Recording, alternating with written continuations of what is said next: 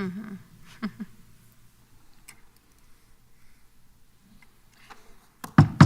Technical difficulties have hopefully been resolved. We are back on at 1:17 p.m., finishing up our conversation on staffing ratios. Dr. James, I believe you had the floor. So I think we're all on the same page now. I think I honestly don't remember where I was, but I think we're where we're supposed to be. May I?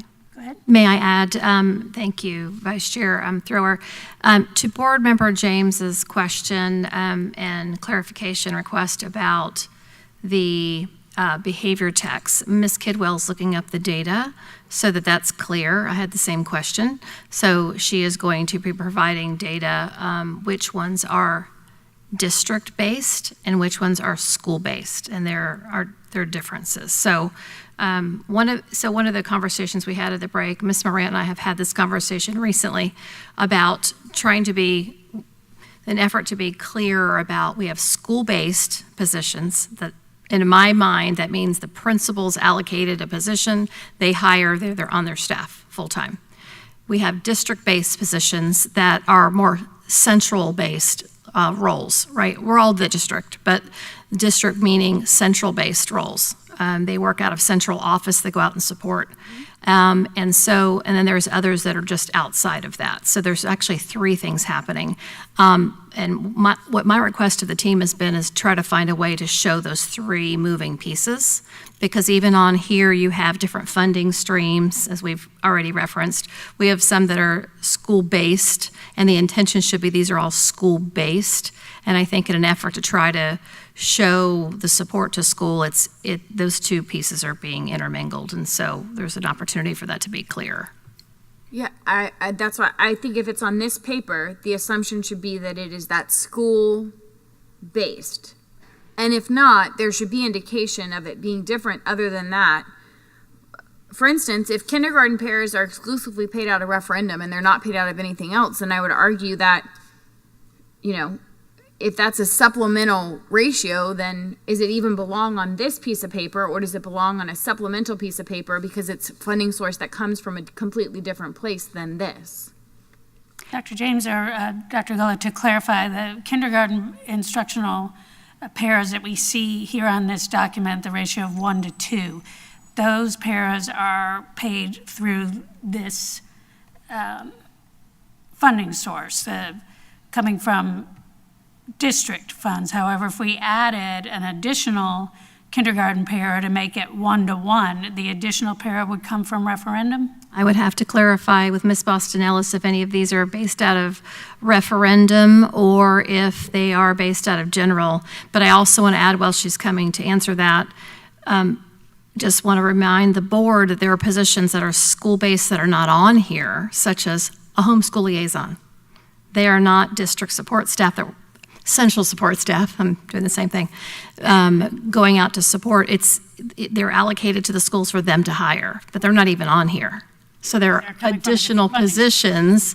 They're correct. There are additional positions that schools have that they get to hire and have on their team. So still much work, again, as we move into something that is electronic and have all these moving pieces. There are positions that are not on here, such as the liaison. Ms. Boston-Ellis. Yes, you will have paras that are general fund, and there are some that are referendum. Because I looked at the presentation yesterday, there are 93 paras paid out of referendum, and I know we have more than 93 instructional paras. So okay. I would say they're in both places. Okay, thank you. Right. Wait, Ms. Boston-Ellis. But if we keep adding, I thought one of the conversations we've had is about moving some of these referendum positions to general fund, correct? Yes, sir. We have been working with the general fund and the referendum and doing attrition in terms of the paras. Also, it was said by a board member that we needed to be looking at moving units from the referendum to general fund. And we also have to move units from ESSER. We have over 300 units that are currently being paid out of ESSER funding. And those units we have to move back into the general fund, or move to the general fund, or move to another funding source. Right. If that answers your question. Yes, ma'am. Thank you. Yes, because the other funding sources are finite sources for what appears to be an infinite need. And we want to provide, I believe I was the one that asked that question, and it really is providing stability for our staff, knowing that they are part of our team and they will continue to be part of our team. One other minor clarification I wanted to make, just really for the community, on the ratio that Ms. Thrower just pointed out for the kindergarten para 1 to 2. It sounds good, but what that looks like in reality by the time an assistant takes her lunch and takes her breaks, you're looking at a para can either come in and help you for reading for an hour and a half, or she is in the classroom for math for an hour and a half. By the time all of her duties, or he or her duties, are pulled, they are on task for the same amount of time as the student, and then they have duties and lunchtime that are pulled out of that as well. So their student contact time at this point is fairly limited. Thank you, Board Member Conrad. Okay. Okay, I think I've captured everything for elementary. Are you ready to proceed to middle school? Yes, ma'am. Yes, thank you. Okay. So, That always seems to be the hardest. Yes, it is. that's great. So the ratios are the same for our APs, school counselors, guidance clerks. However, with APs and adding, we will be adding at the middle school level where we didn't add at the elementary level. And I would like to say these numbers that I'm giving you as far as adding or losing, it's based on the 100-day count that just came out the 31st. So we would be adding 2 APs but losing 4. So it really would be a net loss of 2. With the school counselors, we would lose 1, gain 2, so for a net gain of 1. We would gain 2 bookkeepers, which we discussed at the last work session. And guidance clerks, we would actually lose 5 across the middle school level. So I'll pause for questions, feedback, changes. I don't have those same numbers for APs, so can you clarify which school sites would be adding and losing? Because right now I see a net add of 1 based on the numbers I looked at, so if you could clarify. Sure. Adding 1 at Bellevue Middle, losing 1 at Dunellen, losing 1 at Fort McCoy, adding 1 at Liberty, and losing 1 at North Marion. What about Lake Weir? Like where? I don't have anything. Let me see where they're at currently. According to their 100-day count, Lake Weir Middle School enrollment is 1,186. Did you hear that, Ms. Morant? I did. So they would have 2, and according to the new ratios, they would still have 2. So they're right on the precipice. Yes. Okay. So they Well, no, were included. because they have right now a special allocation AP for, Intervention. AP intervention. yes. Yes. Based on. Right, which is the asterisk. So I was just talking about the ratios and not the special Okay, positions. thank you. Yeah, thank you. Okay. Wait, I'm sorry. Yes. I just thought of one. Fort McCoy School as a school currently has how many APs? Fort McCoy. 3. 2 belong to elementary and 1 belong to middle, or 1 belongs to elementary and 2 belong to middle? So according to this, 1 would belong to elementary and 1 to middle. But currently 2 belong to middle. They have an APC and an APD at middle, and then a singular 1 for elementary. Is that correct? That's correct with the ratios, but with the new, that's why they would lose 1. Well, that's what I'm trying to clarify. So they would lose the APD and keep the APC? So what I understood from the last meeting is that we would not tell them an APC, APT, whatever AP, that the school principal would be able to decide the need at the school. The only problem with that is the number of days worked based on how we've currently set it up. An APD works 220, and API works 220, and APC works 230. So the only point of clarification I would have to add to that then is we currently specify number of days, and so we would need to indicate, if we don't call it an APDCI, we at least need to say a 230 AP, a 220 AP, because otherwise people need to know what the job is. I agree 100%. That's why I think sometimes when we do it across the board, it's not the same, because what may happen in elementary is not applicable to middle. So I agree with what you're saying, but we can certainly adjust it to how you all would like it. Certainly. Well, because the elementary APs are all 230s, right? I don't know. Dr. Hembrook, do you know? I don't know off the top without pulling out their staffing sheet. They're 220s? 20s. Okay. But then we have 230s at secondary currently. Correct. Only for APCs. Correct. So I'm just suggesting that maybe that first unit allocation that we have listed here be notated as a 230, and every subsequent AP allocation for secondary be notated as a 220. Versus at elementary, it all be notated as a 220, just so as a point of clarification. Because there's obviously different funding, those 10 extra days add up.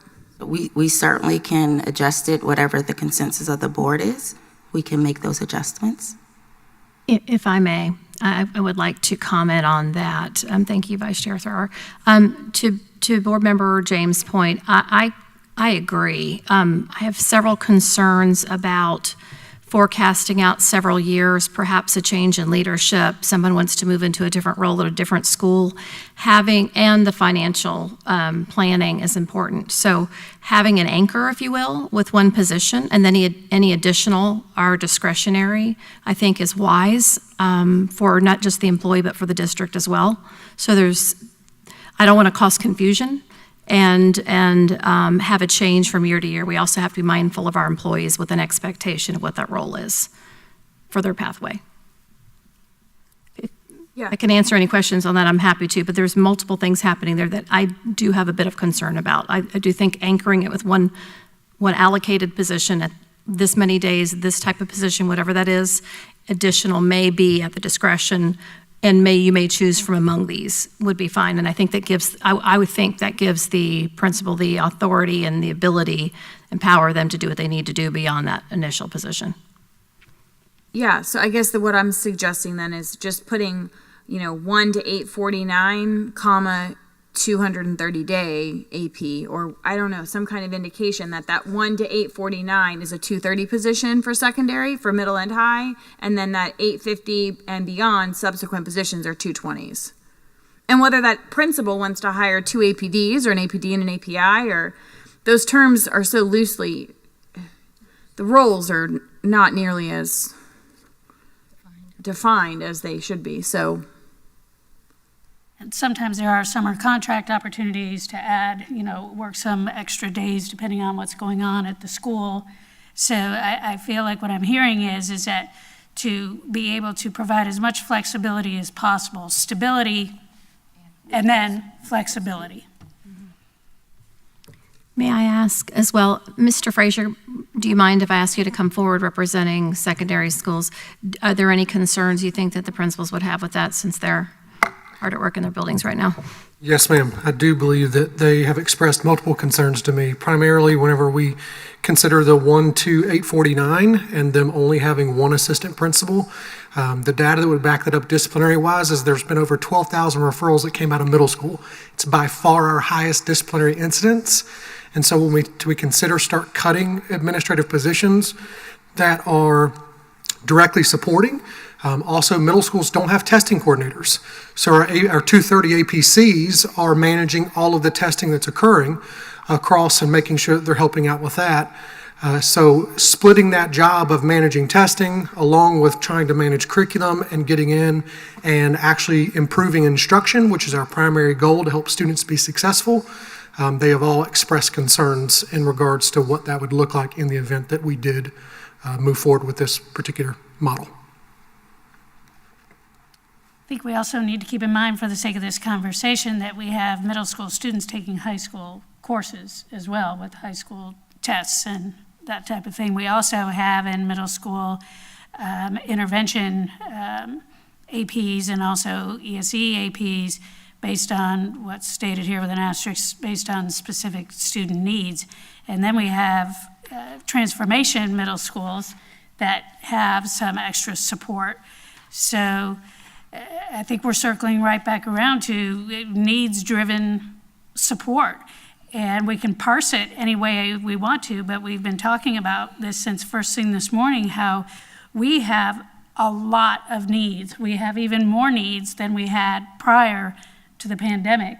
So at this point in my mind, looking at making cuts to positions that directly serve our schools, while we just sat here and acknowledged because of the increased paperwork requirements, and that's for every position, every teaching position, every AP position, every testing coordinator position, you know, all of these positions have had to be created out of necessity due to the increasing complexity and requirements of the paperwork side of the job.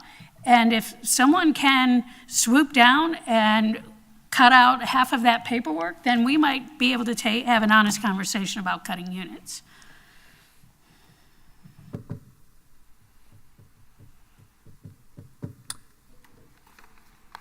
So I'm not sure where that statement leaves us, other than an acknowledgement that. So one, if I may, one thing I guess I would ask is, we have currently 3 middle schools that are on the chopping block, I guess I could say, right?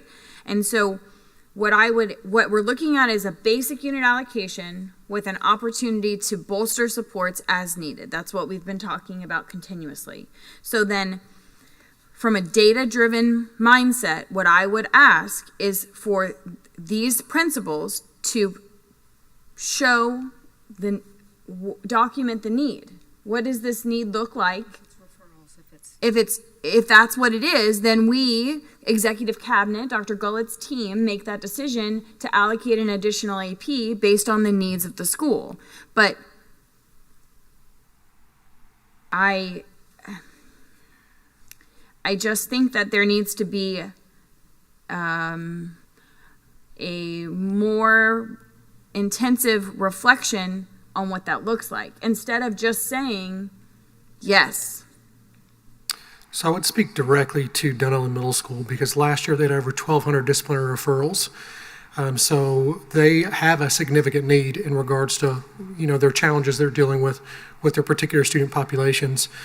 We actually advocated and added an APD into Fort McCoy this school year because they were the only K-8 middle school that we had that did not have an APD. So they had an APC for their middle school side that handles all their testing, which handles not only the elementary and the middle school testing, but also the APD in elementary, which helps manage the discipline in the middle school. In North Marion Middle School, we actually added a student services manager into that school this year as well, based upon the amount of disciplinary infractions they were dealing with, and to help support them because they were getting run all over the place. And that's one of the things I keep hearing consistently from our APs, that they are so bombarded with the discipline, and that's causing them. We've seen the exodus of quite a few APs, and it's because they're so swamped with trying to deal with the discipline, and then their regular other duties is carrying over the testing. All those things are carrying over to later hours, so they're not even having family time or whatever, and so they back away from it. I'll step down from my position versus continue to deal with this. So we got to do something. if I may, how much, I've spoken to those principals, and what those principals have told me is they have a tier 1 problem. A tier 1 discipline problem, not a tier 2 or tier 3 discipline problem. They're having kids late to class, they're having repeated misconduct, cussing people out, a tier 1 issue. Does a tier 1 issue for discipline need an entire AP allocation, or do they need to do a unit allocation request form for an instructional support personnel? Do they need another dean? Because I don't believe we should have an entire assistant principal of discipline to process tier 1 referrals. With that, in my opinion, should be a job of a dean. If the school has a tier 1 issue, do we need an entire assistant principal of discipline to tackle a tier 1 issue? Now, we have some high schools that have some fierce discipline going on where an APD is absolutely appropriate. But if the majority of the discipline occurrences on a middle school campus are tardies, disrespect, and basic prevalent tier 1 issues, then maybe we need to add an additional dean to that campus, as you said we did at North Marion, instead of adding an entire AP. And I realize that the difference in pay is only $20,000 or $30,000, but if the AP's job is to be an instructional leader on their campus and to be in classrooms, and they're tied up in their office all day processing discipline referrals for level 1 and 2 offenses, then that's not the best use of the resources. So my response to that would be they currently have an APD and 3 deans, and they're still overworked in regards to the amount of disciplinary issues that they're dealing with. Now, as far as pulling the exact for middle school in regards to whether they're all tier 1, we have fights on middle schools. We have significant issues with vaping. We have a lot of different things that are requiring a lot of time and investigations as well that occur on those middle school campuses, very similar to what we're dealing with on a high school campus as well. And so, in my professional opinion, at a middle school, as a former middle school principal, having one AP that's managing all of my testing and is now also going to oversee all of my deans, which may or may not be experienced, I'm spending half my time training my deans, and the rest of my time I am managing testing, and I am never in a classroom coaching for instructional improvement, which is what we have to be able to do to improve student achievement for Marion County Public Schools. That's what I'm hearing. I'm hearing that. I'm hearing the same. That's the argument that I hear all the time.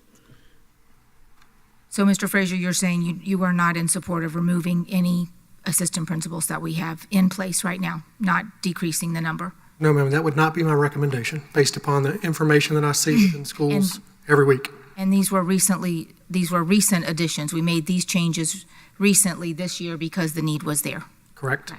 Okay. I agree. Chair Campbell?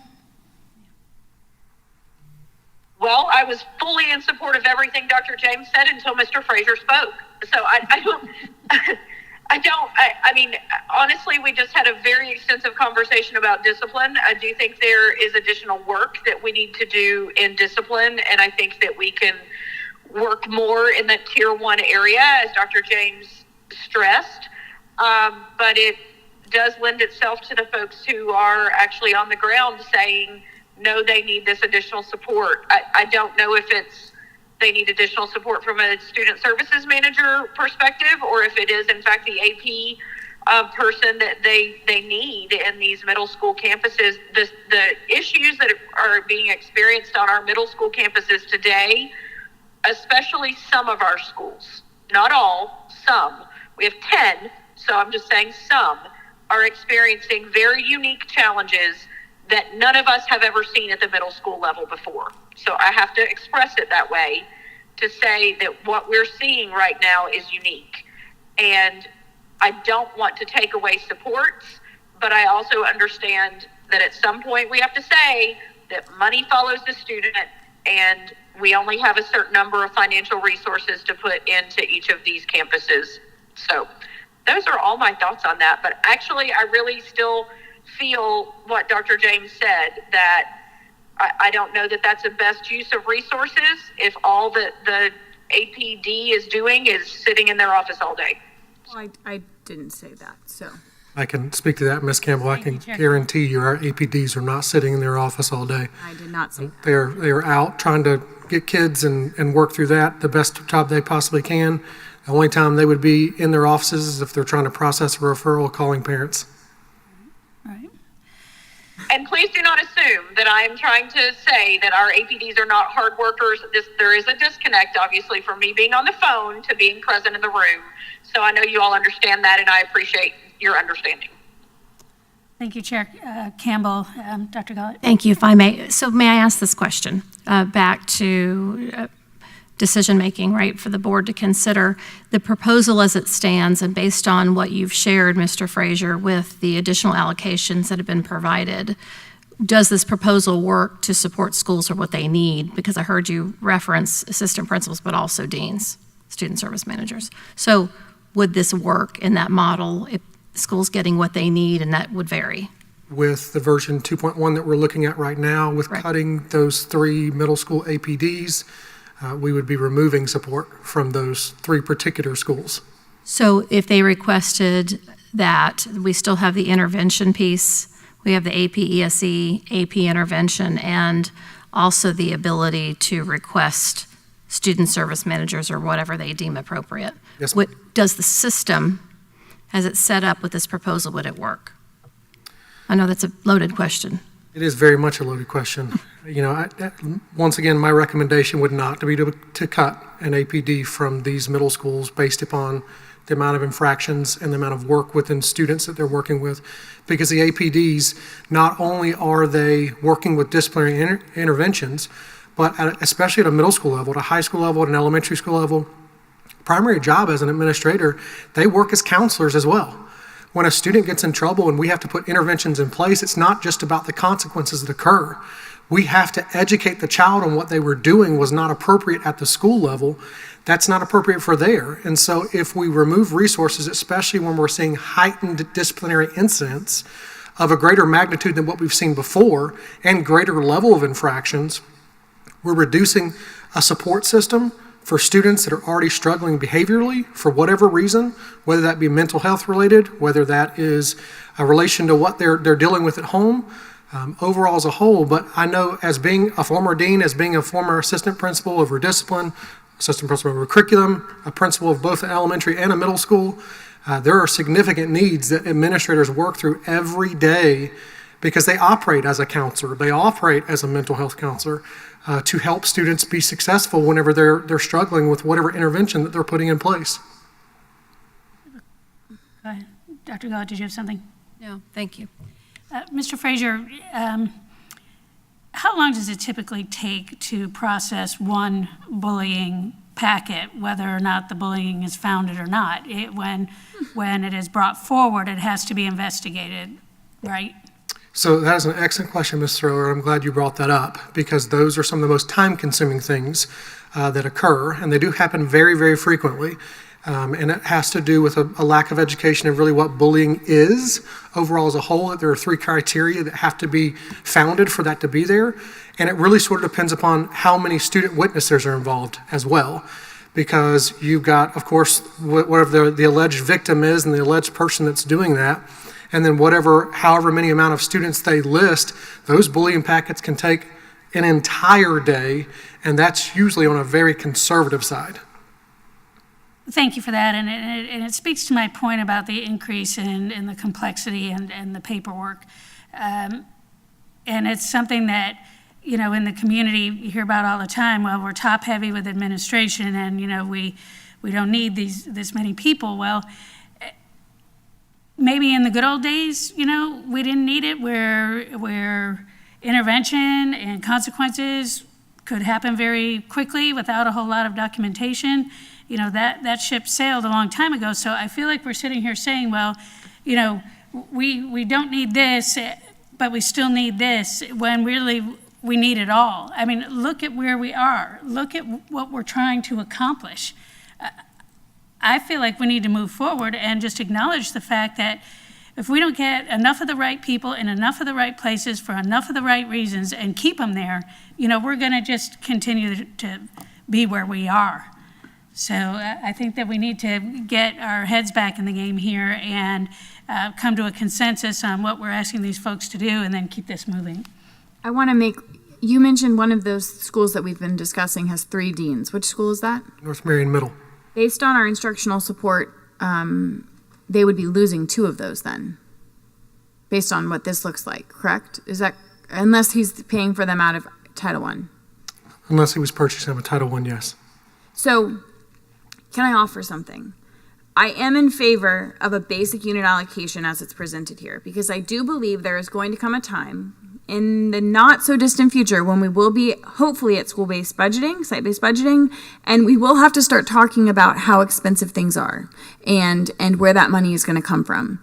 And then the district would, I'm assuming, supplement schools with resources to meet their needs. And so can I offer that because middle school is really the only unique one here, because no one's losing at high school based on the ratios and what I've looked at.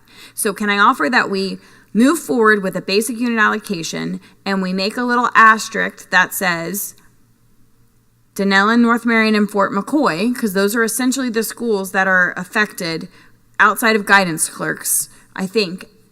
Those are the schools that are affected in loss. They are maintaining their units that they're currently allocated with the understanding that on an annual basis, we need to look at their need and make sure that that unit is still necessary based on their student population. Because otherwise we have to adjust the ratios, right? Because I don't think it would be appropriate to make arbitrary decisions for certain places on a basic unit allocation, because that's what this form is basic unit allocation. And so if we're going to adjust the numbers to meet Denellen, well, Denellen would be the lowest enrollment. So if we're going to adjust the numbers to meet Denellen's needs, then we would need to adjust the numbers district wide. So I'm offering, instead of doing that, we would just move forward with this with the acknowledgement and understanding that we're going to do special unit allocations to maintain the units that are currently at those school sites to meet their current needs. Another point I'd like to offer, if we want to move into forward thinking, we have some policies that are going to change in the near future about search and procedures on our campus. And as Ms. Thrower just asked about our bullying packet and how long it takes, I would also like to ask how long does it take to do an expulsion packet? And expulsion packets can be very timely as well, because you're still dealing with the same sort of circumstances to where you've got to, unless it's a felony transfer and it's, they've met with, as a school team, and determined it's an adverse impact to the school for that student, or they're a danger to be on that school.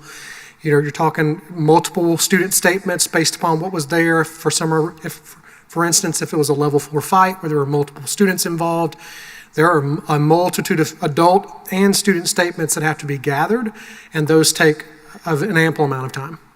Okay, and so my point is, as we are looking at moving forward and what we're going to require of our staff, I see the commitment increasing to what their job is going to entail.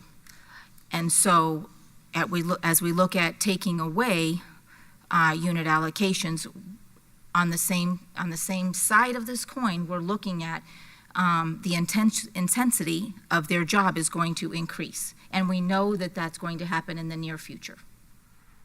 So I would like to add one additional thing, unless there's any other questions. When we're considering the staff ratios overall as a whole, administrators are the only teacher evaluators. Correct. So if you can add a dean, but it doesn't take away from the workload that you're now adding onto a principal and the one AP that would be at a middle school to now evaluate their entire staffs, and depending upon the level of that level of employment that person is, whether they're first year or beyond 3 years, there's different observation requirements that would occur. But they're doing it at elementary. And they've been doing it at elementary for years and years and years and years and years. So if that is the point, not to be argumentative, but if that is the point, elementary principals with 830 students have been operating with one AP and doing observations of their entire staff forever. But I want to add, it's not been pretty. No, absolutely not. Absolutely not. I mean, in a perfect world, when middle school, the number's 500, and once you get over 500 students, you get 2 APs, because that would lighten the load across the board. But that's not where we are financially. So I just want to make point of, we have a lot of elementary schools that have been getting it done uncomfortably 4 years with one AP and doing those observations. And lots of them have newer teachers that the principal is the only one who can do it, and they have to get 2 formals instead of 1. And so the work is getting done. It's uncomfortable, but it is getting done. So I just want to say that. So, Dr. James, I just want to respond to that. I'm not advocating for elementary schools not to have what they need, for sure. I've been an elementary school principal myself. I know how difficult that job is, but I also know how difficult a secondary principal's job is as well. So I don't want to give the impression at all that I'm advocating that elementary schools have been making it work. There's no doubt about that. But I also don't want to get in a circumstance where we're robbing Peter to pay Paul. Exactly. Exactly. And I also would like to put out there, let's look at our history. You know, there are schools that have advocated, and finally got what they needed, and then things stabilize at that school.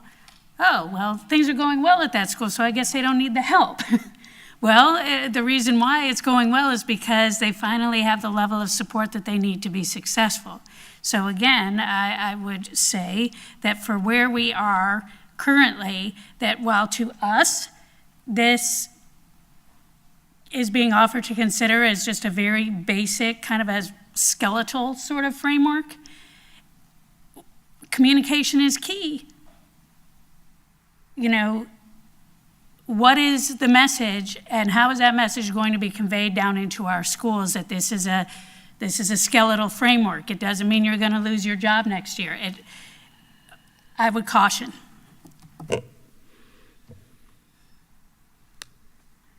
You know, we have needs and vacancies in elementary, middle, and high school. And while I appreciate the vision of having this be looked at as a skeletal framework, again, how that is communicated out is going to make a huge world of difference. And I don't know that I'm comfortable creating a whole lot more discomfort at this point while we sit here and acknowledge that it hasn't been easy anywhere.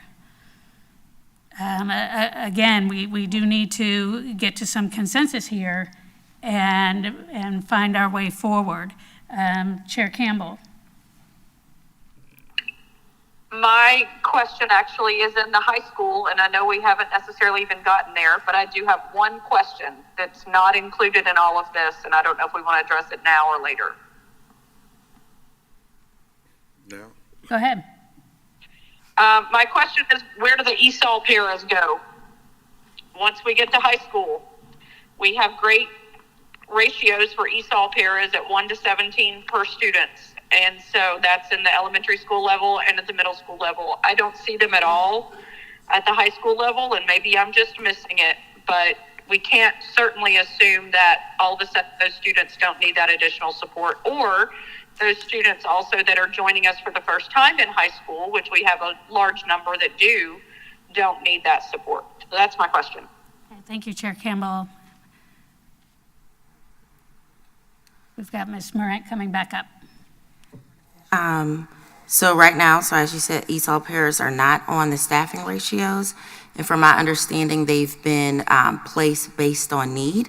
However, there is, I don't want to say issue that it's one of the positions also we struggle with hiring for, but they are not currently on the ratio list or staffing plan ratios. And I don't know that I completely heard that full answer as to the justification as to why they're not included. No justification, we can add it. I was just stating that they aren't. Okay. But we can certainly do that, but they're, go ahead, I'm sorry.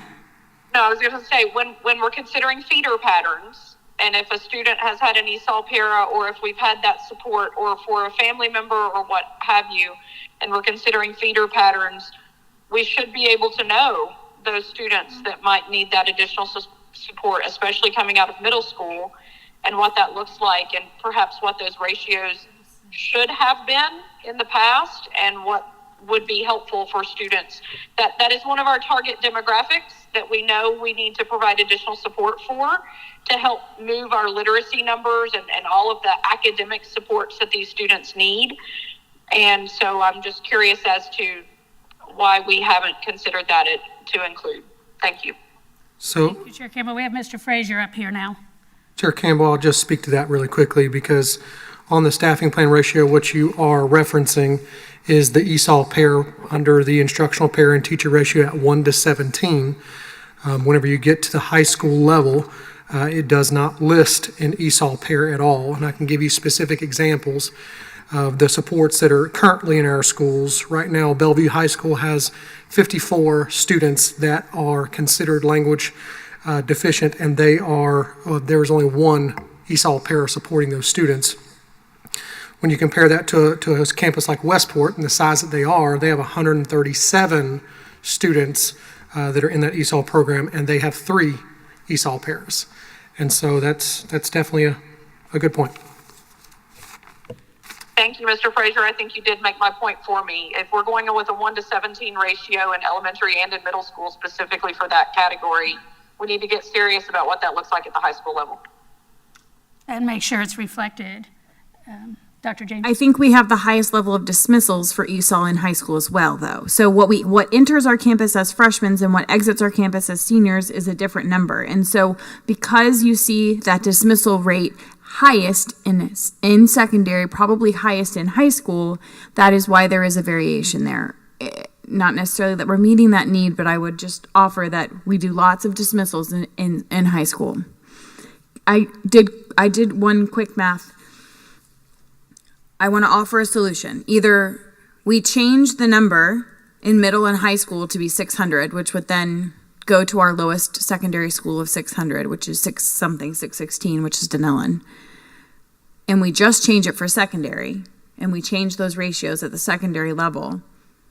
If we change it countywide and include elementary, we're going to be adding the better part of 15 APs to elementary, which we cannot afford to do. I mean, I'm sure we can afford it. We just have to take it from somewhere else, right? So I know that the purpose of bringing forth a common numbering or a common ratio system was to have commonality among the district. So I acknowledge that they need those supports, which is why I'm saying we keep this and asterisk or indicate maintaining current supports based on need with an annual review for schools that aren't meeting the basic unit allocation ratio. If we change the ratios, I think we should change them countywide, which would then mean we're adding a bunch of APs to elementary, because we have lots of elementary schools over 600, under 849. Board? Chair Campbell? I heard what she was saying, but I was trying to follow along. Again, I'm sorry, this is quite difficult. Was that specifically addressing the ESOL para question, or she was trying to adjust all of the other ratios based on trying to make the finances work? Well, I'm talking about AP ratios, and we haven't even touched on instructional support ratios, but we need to, because to Mr. Frazier's point, unless Matt Johnson is paying for his deans out of Title I, which I'm just going to guess he's not, then he has 2 extra deans that he would be losing based on this current model. So if we're going to maintain current supports, then we need to include basic unit allocation with an asterisk that says middle schools are going to maintain all of their current supports, or whatever that looks like for instructional support and APs.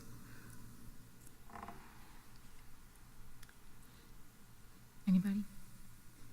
If the way I'm looking at this is if there is a way to make it very clear, and I think some of this is an opportunity for education for everybody, that the money comes from a lot of different places, and having a paper in front of us that as we try to really dissect it, we're just finding more questions. And they're probably the same questions that, employees are going to be asking too. Where is what's the funding source for this? What's the funding source for that? And if my funding source is this, then does that mean I'm not going to have a job next year? Because if that's the case, I'm going to go to a county where I know that the funding source is going to be there. That's my concern. You know, that's my concern. So while I'm all about basic funding frameworks for where we are in this district in this moment, I think that that also needs to be backed up by a lot of reassurance that we're not just sitting up here dissecting everything and reinventing the wheel today and putting people into great uncertainty as to whether or not their positions are even going to be funded a year from now, 2 years from now.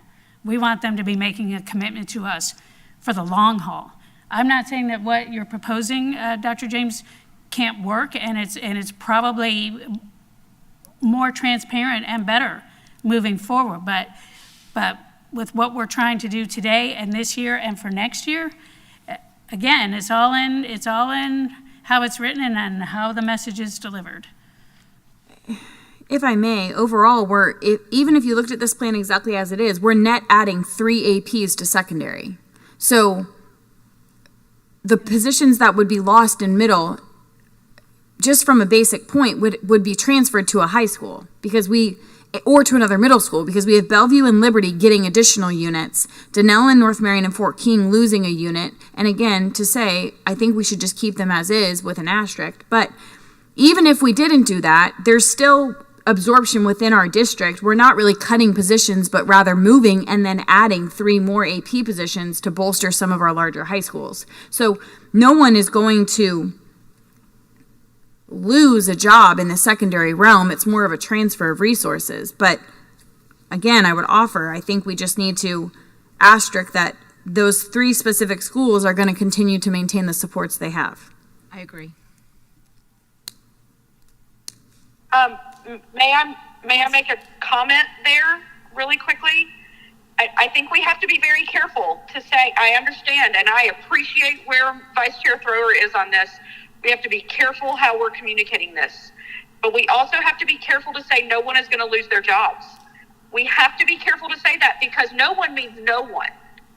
And that means school and district and everybody. And I get it. But earlier a comment was made that you have a job and you're a part of our family, but if you have a job that's funded by a temporary funding source, you were hired understanding that your job is funded by a temporary funding source. That's how grant-funded positions are funded. They understand that if the grant is lost, that the position essentially could go away. It's not what we want to have happen, but we have to be careful in our language that we're not telling everyone, oh, you had a job right now, we're going to keep you forever. We can't say that, honestly, knowing that some of these positions are not funded with permanent funding sources, and that includes some district staffing positions. So I just wanted, while we're being transparent and while we're trying to be careful how we communicate this, what this looks like is adding people, lots of people, at the school. And that's fine, completely fine. Students need support. We have every dollar we have in this district because we have students. End of story. If we didn't have students and where those students are, we wouldn't have a dollar. So every dollar we have is because we have students. So putting support where those students are potentially is exactly the direction we need to go. We just have to be careful how we have language saying, yeah, nobody's going to lose their jobs, because we don't know that yet. Thank you, Chair Campbell. And yes, point well taken. When I first started in the district in 1997 or whenever it was a grant-funded position. It was through ESE. Thankfully, the ESE grant has continued all these years and probably will continue to continue. You're absolutely right. You know, we have ESSER dollars that are going to run out. We have done a good job over the years in this district of being able to provide positions for people that want to stay with us even when a grant-funded position, you know, sometimes you're a grant writer and the grant ends and there you go. So your point is very well taken. I just think that to avoid putting any more angst on anybody, considering the current position that we are in, with recruitment, with retention, and with need is a worthy conversation. And the asterisks as far as this is a basic ratio, and the intention is to continue to provide the support at the levels that are needed. However that's worded, I'll do my best to get behind that, because I understand where you're trying to go. I really do. But the delivery of the message is something that we've struggled with as a district. And so I'm open to how that wording will look and what message are we sending and how it will be received. I might add, if we decided that school counselor / testing facilitator was where we wanted to go in elementary, I'd just like to offer that should be replicated in the secondary at middle and high school, because Bellevue Middle and Lake Weir and Liberty, I believe, would get extra school counselor allocations. Is that what you have, Ms. Marion? So I have Fort King and Lake Weir. You don't have, okay. Either way, I would say that if we're going to offer that flexibility to flex that position to a testing coordinator at elementary, we should offer that same flexibility at secondary. I don't know how the board feels about that. And then I just want to make one point. If we're going, because I'm just hearing Dr. Curley in my head, because he's going to yell at me. If we're going to afford the ability to maintain the current supports at secondary, then we should afford that same thing to elementary principals who may be on the chopping block for losing positions. So there are elementary schools that have multiple instructional support positions not funded through Title I that, based on the way this is presented, would lose an instructional support position. If we're going to allow secondary schools to keep their supports, then we should also allow elementary schools to keep their supports. That would be it would just seem very unfair. I don't like the word fair, but it would seem unfair to say that Denellen and North Marion and Fort McCoy can keep their supports, but other elementary schools who may fall below that threshold would lose theirs. Can't disagree with you there. Really, my statement is simple. I am not in favor of taking away any supports from any schools at this time. May I, Vice Chair Thrower, Ms. Morant, can you take us back to the beginning with just a reminder of the cost with the proposal as it is? Yes, approximately 1.5 million. Okay, so that would not include the retaining those other positions that are being referenced. We don't. I No, suspect we don't have that cost right now. Correct? No. Okay. Thank you. And we can add or keep the same all the positions that we want to, but then we have to find the people to fill them and the people to stay and join us in doing this work. So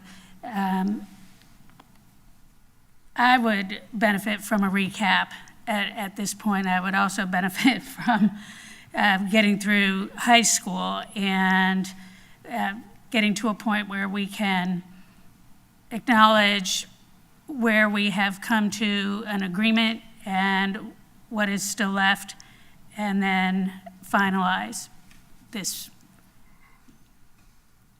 Okay. With elementary, I think we did reach a consensus, but I'm not sure if the additional note should be added. That was just mentioned with middle school, that positions would be retained. I couldn't quite catch if we came to a consensus with that piece. I am right with Board Member Conrad on this one. Chair Campbell, your thoughts? So I am comfortable with what is being presented, with the exception of the ESOL paras at the high school level. That was my one issue that I had with what was being presented today. And I'm glad you brought that back up, Chair Campbell, because to me that does perhaps warrant an asterisk that if a high school, knowing that as kids get older, they don't really want to participate a lot of times anymore and things like that, but that could be one of those situations where the principal could advocate and say, well, in my school, I just got, 50 kids or whatever, I need more help. Because it does look like, it's sort of like when they get out of elementary school and come to middle school, all of a sudden they're just magically mature and ready to do much better, and they don't have the same supports anymore. So we want to make sure that if the need is there, that it's okay to, not even okay, we want you and need you to open that conversation so that we can best support kids and best support that school. Because it is weird that it's there and then it's gone. I agree with you, Chair. But that is our goal. Right. Our goal is to provide enough support that you eventually don't need it. Can fade. Unless there's an extenuating circumstance. Understood, unless you have students that are entering the school district for the first time from another country as a high school student. Right. Which happens. Which does happen and is happening. In which case, and that gets back to the messaging. How do we convey down to the schools from up here and at the central office or whatever we're calling it that, we're here to support, not to create barriers or to provide impediments. Yes, we have a budget we have to meet, but we are trying our best to allocate it in ways that are going to best support students and the people that are doing that work directly with kids each and every day. If that can be the statement, then let's put it on there and let's move on. Reverend Cummings, does Reverend Cummings want to chime in? I'm good. I agree with So should we summarize middle? I think we summarized elementary, except that, are we in consensus that we are going to maintain whatever supports already exist and we're not going to take away Yes, at all levels? yes. Okay. Okay, and then go ahead, Dr. Gullett. I'm sorry. I'm sorry, I just have to be sure that we're clear, board, that that's regardless of the cost, right? Because we don't have that dollar amount to provide you. We always try to provide you that, and I know they don't have that available. I just want That is what it has to be, to right? be sure that you're comfortable with that. And this looks like one of those situations where we're going to need to see it one more time. When is this supposed to be on the agenda for a vote? February 14th. I can't just say regardless of the cost. Yeah. I mean, I agree. I think we have to know, that's not good stewardship, if we just say, Right, that's what I'm saying. We may need to we bring need this to back. look at it and let Ms. Boston-Ellis cost it out. We know that it's going to cost. And we know that Gonna cost. it's coming from somewhere. It's not just, you're not just going to get it out the air. It's coming from somewhere. And where we add somewhere, we're going to have to, that's basic accounting. Where you add somewhere, you're going to be taken from somewhere. So we got to figure this out. If I may, that's goes back to the whole premise of how this all started, which is that this is uncomfortable. And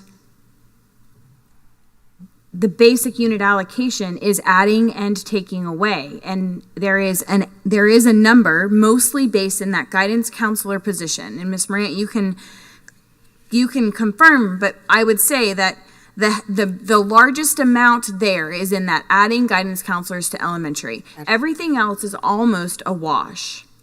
We're adding to one school and taking from another. And so if that's what we want to do, then we just have to be willing to have that uncomfortable conversation that is what it is. Because if we're not going to do that, then it is going to cost more money. It is one or the other. It isn't both or neither. And so I as a board member, just feel like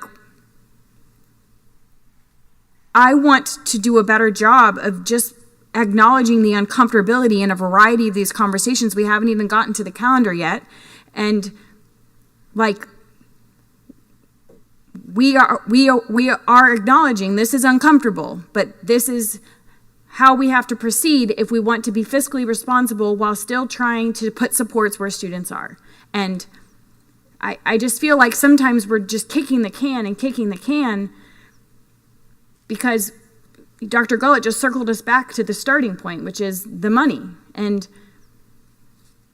we either are going to add the supports and keep them everywhere, regardless of the cost, or we're going to be uncomfortable and say, we can't afford to do that, but Bellevue Middle School with 1,600 students needs another AP, and that has to come from somewhere. And so why should Bellevue Middle School with 1,600 plus students have the same amount of APs as Denellen Middle School that has 600 students? There's an inequity there. And so does that support come from Denellen and go to Bellevue? That is the uncomfortable thing to say out loud. But yes, in a perfect world, we keep supports for everyone, right? And we keep everything everyone has and add more to others, but that's not incredibly financially responsible. But we also can't not add an AP to Bellevue and assume that they're supposed to do the same amount of instructional observations with the same amount of administrators as Denellen Middle. That's completely irresponsible. They have 1,000 more students.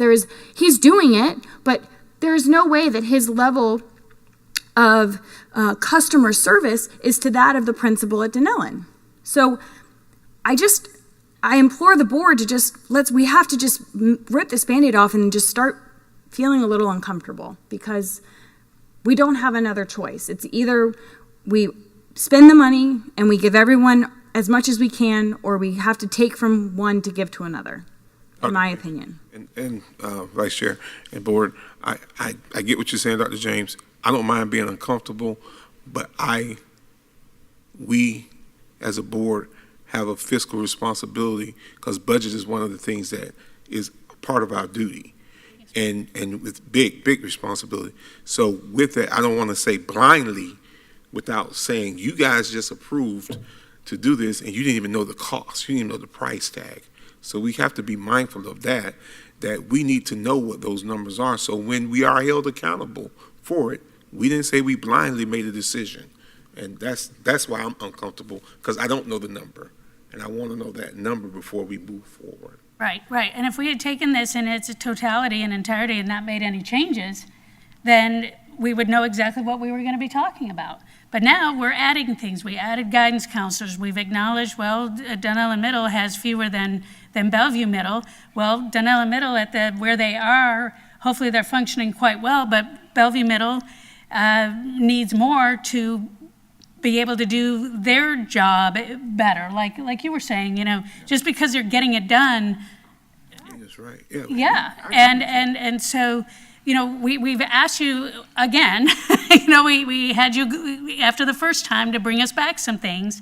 And now I feel like we're back to that point. We're asking you to bring back some other things, because I certainly am not comfortable voting on something that I know we need, but I don't know how much it's going to cost. And I am not willing as a board member to take away from one school to give to another school that needs it, that we know needs it. Both schools need it. Both schools can justify it. I have seen what has happened when supports are given and then taken away. Our district has been pretty famous for that, actually, through the years. And then all over again, it's like, oh, well, then why did they slip? How many times do we have to keep making the same mistake? And when the conversation really needs to be is that money for this comes from here, money for this to continue to meet the need may need to come from a different funding source. Hopefully, if that funding source runs out, there'll still be a place for the folks if they end up getting displaced. Because that is true. Some funding sources are finite. But I'm in no way comfortable voting for something when I don't know the exact cost. And we keep asking for more, and we keep asking for different, and we keep asking for adjustments, which are very wise. There's been a lot of items that have been noticed and commented upon that are improving this. But it turns into a very slow process, because there is a lot of input. When everything's rubber stamped, meetings are short. So I would ask that we get the numbers based on what seem to be really important elements to move us forward as a district. I'm hearing one-to-one kindergarten pairs that we're all very passionate about. I'm hearing continuing to provide the support to our middle schools, which we know there's a lot of difficulty there right now. I'm hearing that ESOL paras are also important, and that if they're not going to even appear in high school, there needs to be a little bit of justification why, and that what the pathway is then if we have an influx of kids that need that service. This is messy, but it's necessary. But I need to know the dollars. So maybe based on what we have shared with you, I don't know how quickly we can get that feedback. We certainly don't want to move things further down the road to vote on. Again, these are critically important pieces to put us in the right spot to plan for next year. I think we all get that. And we can, go ahead, I'm sorry. Thank you. Vice Chair Thrower, if I may suggest we finish high school, and then if Ms. Morant can list off, for clarification purposes, the items that the team needs to cost out, and then we provide that to the board, come back with those costs separated out so that you can make those decisions in chunks. That's what this piece would cost, that's what this other addition piece would cost, and that way the board has that information. Yeah, we're gonna have to have another work session on it, right? It's looking like it. All right, shall we proceed then with what Dr. Gullett just shared? Yes, because I just want to ensure I'm capturing everything that you all are asking. So definitely with the pricing, I'll get with Ms. Boston Ellis to take care of that. I want to ensure that we did come to a consensus with the APs for middle school, that each one will be assigned an APC or 230 days, and then if they're allocated additional APs, that will be at 220 days. Is that correct? Yes. Is that what I heard? Okay. Also confirming across middle, elementary, and high, if they are to lose a position, not necessarily if it's AP guidance counselor, but whatever that position, based on the ratios that y'all had us bring back, that we actually would retain all of those, or were you saying just certain positions we would retain if there would be a loss? I think what the board has said is all positions. That includes instructional support. I mean, right now we have 4 middle schools set to lose a guidance clerk. They would all keep a guidance clerk, is what the board. And if I could just ask, could we get it presented as what this basic unit allocation would cost with the addition of units, and also absorption? So, like for instance, we're only netting. If you look at it just as it is, we're actually losing 1 AP at middle school. Right? If you look at this document as it's presented. So what I would like to see is the cost of this presented as it exactly is, and then the cost to maintain maintain middle school, the cost to maintain elementary, and the cost, I don't think there's any maintaining at high school because they've all met the threshold, but I would like to also see then those subsequent additional costs to maintain. I think that's representative of what everyone is looking for. Yep. That's fair. That's Synopsis. okay. We can certainly work on that. Proceeding to high school. Real quick, Ms. Moran, I just want to say thank you. Had to laugh. Very quickly. Ms. Moran, I just want to say thank you from schools that I visited with, and I know that we've talked about this in person, but I just wanted to thank you publicly for the middle schools that got a bookkeeper on top of a secretary. That was huge to Liberty and Bellevue Middle, and they say thank you, and I say thank you for making those adjustments. And I'm always hesitant to take credit. That really came out of that initial group that we met with. And the principals that went back, that was information when we brought that first version that the principals brought to us that they recognized as a need. That's great. Great communication. On to And I'm sorry. Go ahead, Eric. Oh, he was just saying on to high school. He was To high school, speaking yeah. wishfully. Go ahead.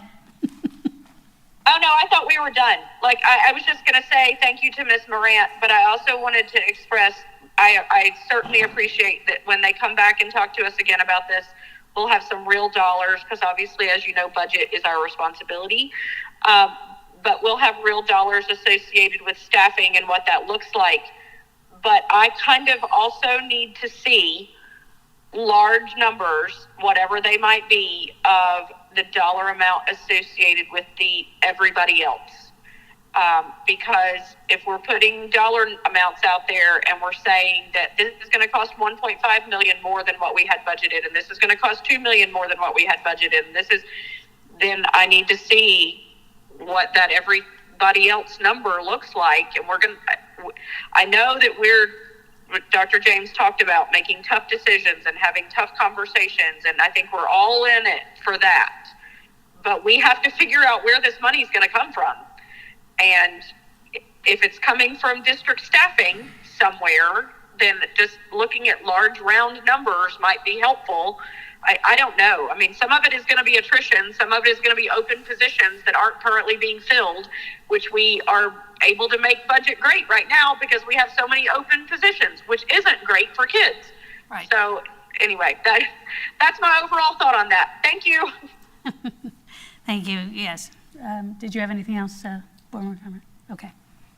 So with high school, just based on our conversation, I think a lot of it overlaps, so I feel comfortable here in what we need to bring back. But there was conversation around ESOL ratios is the desire, because right now I know, as Mr. Frazier stated, it's almost based on need and availability, but not a set ratio. Am I hearing we want a ratio, the 1 to 17, or that's the ask, the same as we have in elementary and middle? I wasn't clear where we landed with that. Ms. Marion, was there any conversation on that when you met with principals and this was a discussion? This is not really a concern that they brought to me when I visited high school, so I didn't know if you had heard of concerns. No concern was brought to me personally, nor at our meeting the 2 meetings that we had with the I group. have heard a concern. Okay. Go ahead, Chair. Do you have concerns? I have heard a concern, and it's very similar to what Mr. Frazier just said, that we have schools that have, 1 per 50 plus students and 2 or 3 for 50 plus students. So I have heard those concerns from high school principals. Thank you. Yep, thank you. So it would be good, Chair Cummings, or back to Chair. Chair Campbell, if you would perhaps get with Mr. Deputy Superintendent Frazier and share those particular schools, and so that we can target, because maybe there's some high schools that don't have that need, and there's others that immediately do. So see what's needed. I don't know that it's a ratio conversation. It sounds more need-based, but I would need more information even to be specific with that. Does that sound okay? Sure, but I mean, he knows exactly what those ratios are in those schools right now. So maybe it's not 1 to 17, maybe it's 1 to 30. But again, if we're getting to what Reverend Cummings said at one point about guidance counselors and caseloads, if we're talking about one ESOL para supporting 50 plus students that are English as a second language students who potentially are brand new to our district, potentially we know they need that support. It's a pretty large caseload. So that's my point. If we're doing 1 to 17 in elementary and 1 to 17 in middle, somehow we've come up with that ratio. Right. And then if we know that we have high school ESOL paras right now that had triple that caseload, right, if not more so, why? Right. That's my question. Yeah. So thank you. I think he already knows the issue, though, because he brought it he's up. up here Mr. right now. Frazier. Yep, he's up here. And Ms. Conrad just wanted to say something related, I think. Just it's kind of some clarification, so you can share my picture as I've been through high school classrooms. You have a high school para that's working maybe with small groups, either for reading or math, and so in figuring the number of how many students they service, so they may be working with a group of 8 students for first period, and then they may be working with 9 students in second period. Is that why the number is so large, or is there more into going into figuring out the ratio? So just as a point of clarification, high schools are currently have an instructional para for driver's ed, they have an instructional para for ISS, they have a credit lab para, and they have a career lab specialist.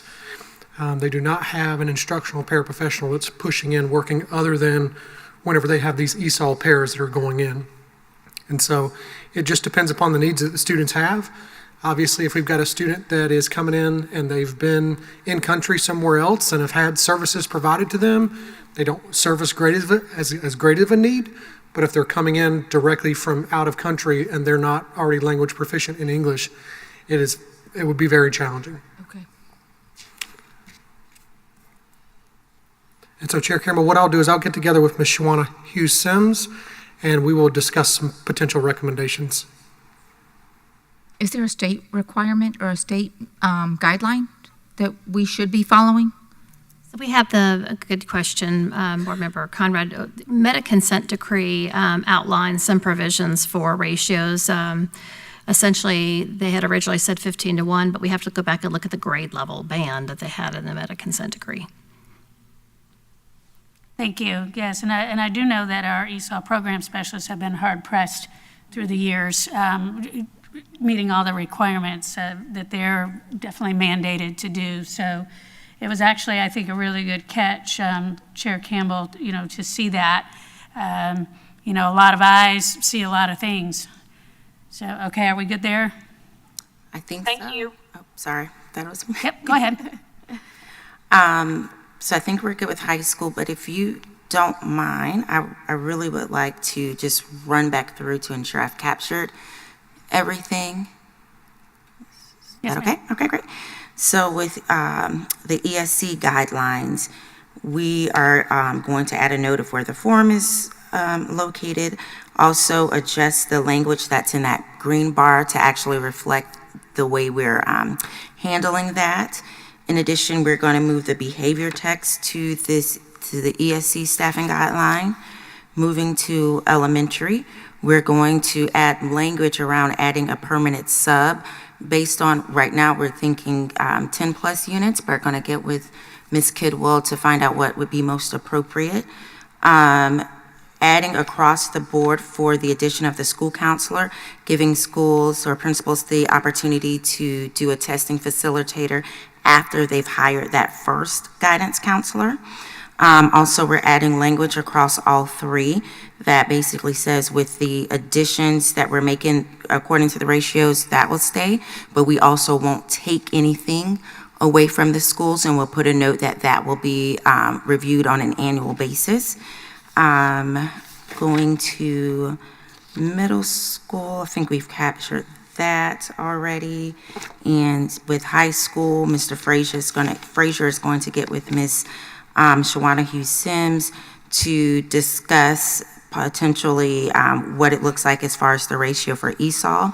And as far as me getting with Ms. Boston Ellis, we're looking at a breakdown of costs between each grade level and each category, what it looks like as presented that we're leaving with today, and then also what that difference is if we were to retain everyone without realizing that there's different losses that would come with the ratios. Ms. Marion, would it be possible when we go through the funding portion that you could code where the funding is different, if it's from the general fund, if it's for referendum, if there could be a code on there, excuse me, I can so get, that we would have some awareness where each funding source is and what it's supporting. I will certainly add that to the list when I get with Ms. Boston Ellis. Thank you very much. Thank you. Yes. Thank you.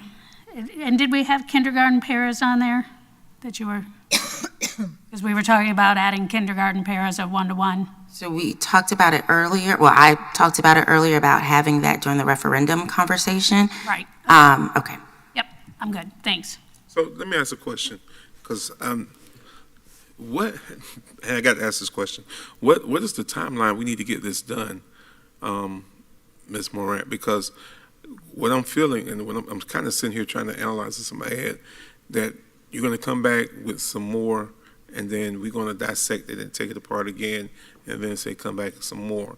And we can't keep doing that. At some point, we have to empower you to do what you need to do so that we can prepare for the next year. So I'm trying to figure out what's the timeline, because we need to be. Thank you so much, Reverend Cummings. We really need to get this on the February 14th board agenda for that board meeting, because the ratios drive the staffing timeline. Then we know the staffing timeline is tied to so much, and we've pushed it back knowing that we couldn't get on until the February 14th board meeting. So if there's any way possible, because if not, it will have a domino effect with what we're able to do with reappointment and voluntary transfer, and a lot of those things, not a lot, quite a bit of those, we have certain deadlines and timeframes we have to meet due to union contracts. And we're really trying to, and also it backs up to the career fair, which we've already, pushed back, and that's going to put us behind other counties as well. So it's just a lot. If So, Board, what I'm hearing. pretty please. What I'm kind of hearing, and Superintendent, you can chime in, we got to get this done really by Monday at the latest. Because what are we in the Because timeline it for has to be, advertising? it has to be advertised, yeah. So we need to, and I don't know what anybody's schedule is, but I know two of our board members will be gone towards the end of next week, but for us to advertise, we need to have this pretty much solidified. Is it possible to have a board meeting and a work session on the same day? Is that a thing? You can schedule a special work session and a board meeting, or a work session and a special board meeting. Are we allowed, can we even schedule for Monday for a work session? And if I may, Board, as a reminder, on Monday, we have a special school board meeting to vote on the 23-24 instructional calendar. Which we haven't even gotten to yet. This Monday. That's correct. Which we haven't talked about yet. And it's 3:00. That's the next item. Down to two choices. And so I want to say that we need to, But we can't have a work session on this on Monday. yes, we could. Yes, we could. For advertising We purposes. can't advertise We in can't have a time. special work session. Currently for Monday, we just have the board meeting, correct? Yes. That's correct. Yeah, in order to properly advertise the work session, unless we determined it to be emergency, we would need to have a 7-day Can we window. determine it to be an emergency? And that's a pretty tough row to hoe. I mean, you have to say that it is. I mean, you have to actually designate some threat to. Yeah, this doesn't. Which would mean next Friday, except Ms. Conrad and I are both not here on Friday because of the finance forum. I won't be here. I'll be cross-country. What about Monday, the 6th? That's next Monday. That's Monday. That's next Monday. So that doesn't, what about for a special work session, or does that? Well, the thing is, it still requires notice. Right. It just it would require the same notice. 7 So days. we would have to, if we wanted a work session for Monday, we would have to advertise it last Monday. We would have had to have advertised it.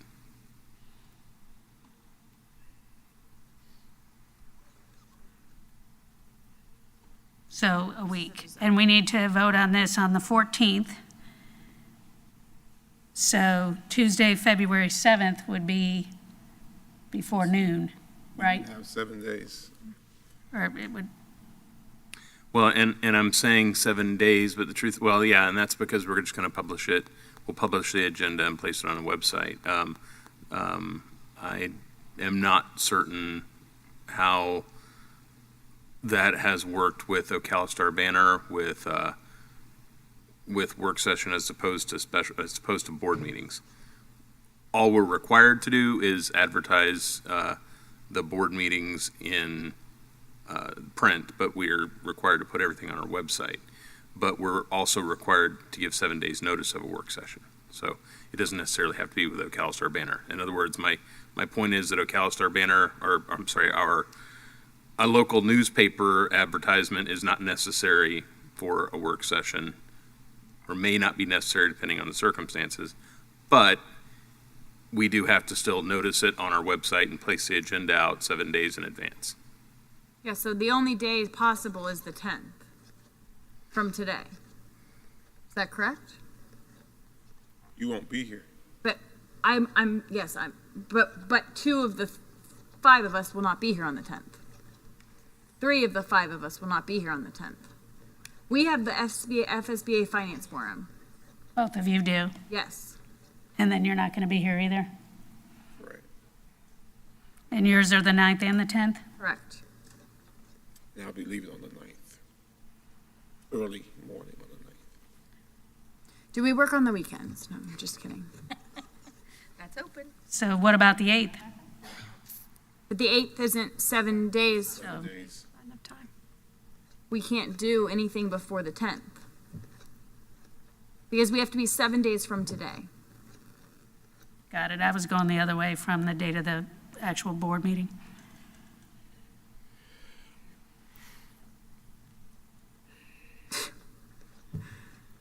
It's impossible. What about the morning of that 14th?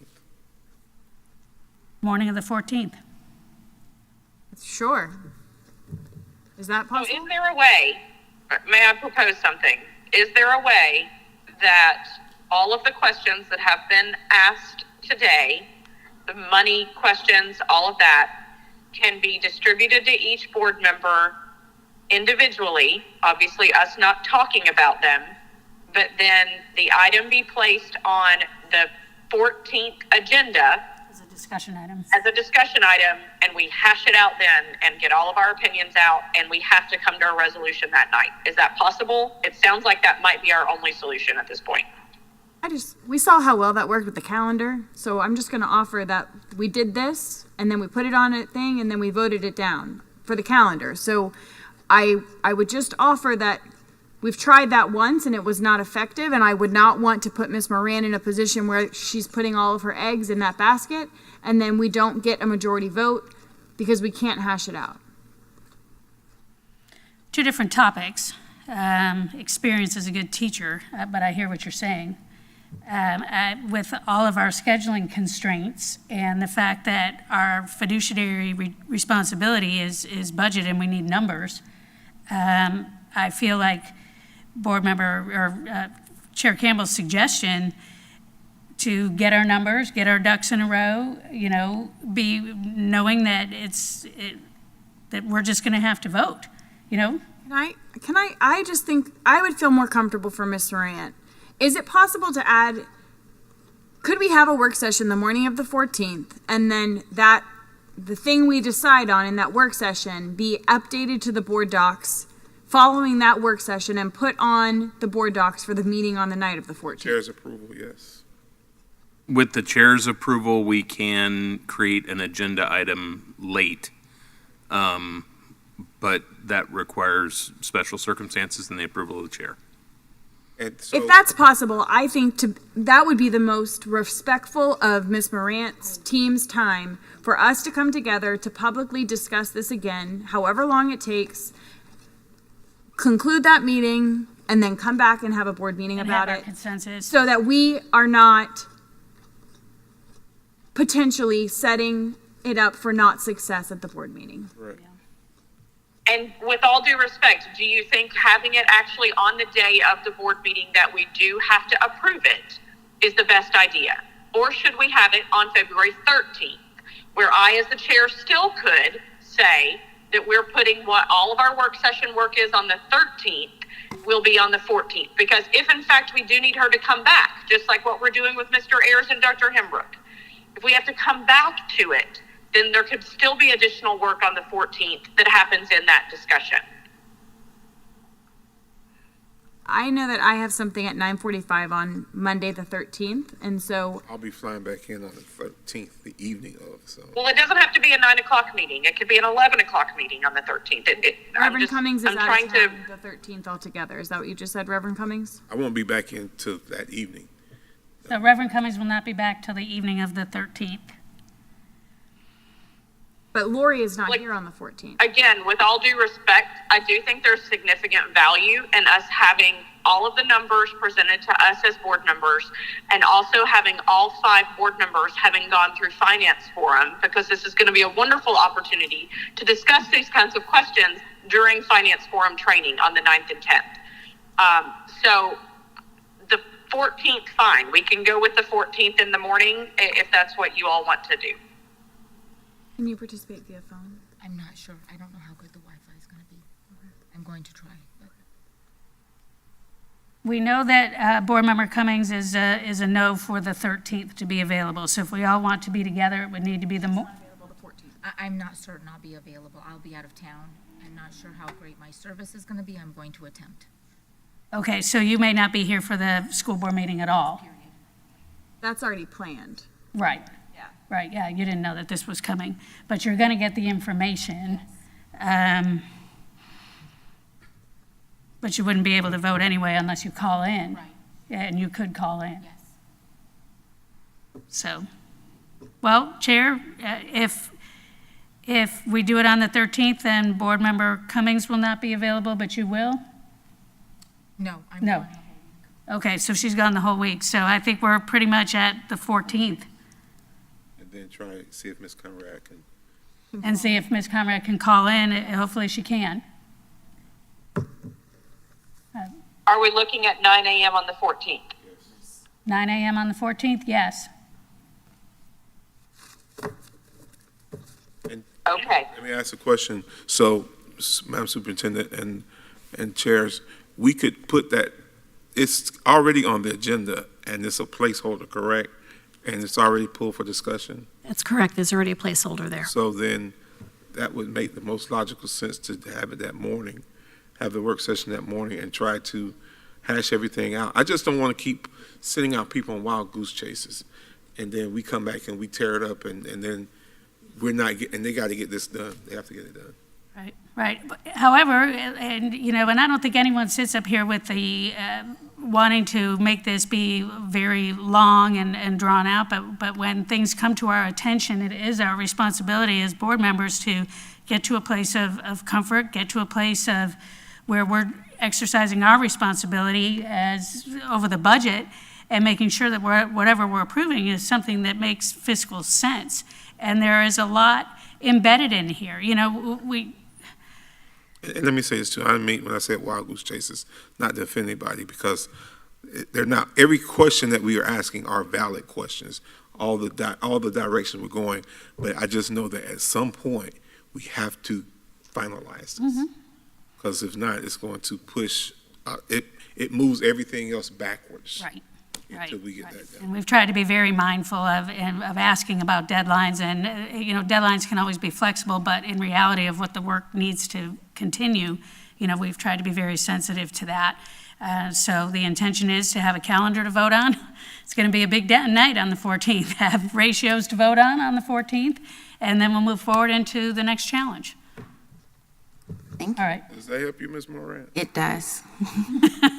Definitely First does. time you smile. That's right. We want everybody to be reassured that we're all pulling on the same side of the rope here, and hopefully what we're going to walk away with after all of this time and discussion and trying to wrap our heads and understand things, that we're going to have a better product because of it. All right. So we are going to have a work session at 9 o'clock in the morning on February 14th to finalize the discussion on the staffing ratios, and then we'll have our board meeting. And now we can move forward to the calendar. Thank you. Ms. Marion, thank you for your patience. Thank you. And Mr. Frazier, thank you for your honest feedback. Absolutely. Is there any public comment on the staffing ratios? We did have one person that submitted a form, Chris Altabello. He's gone. Has Chris Altabello become Mark Avery? He's gone. Okay. All right. All right. Thank you. Oh boy, here we go. Yes, the instructional calendar. Let's go.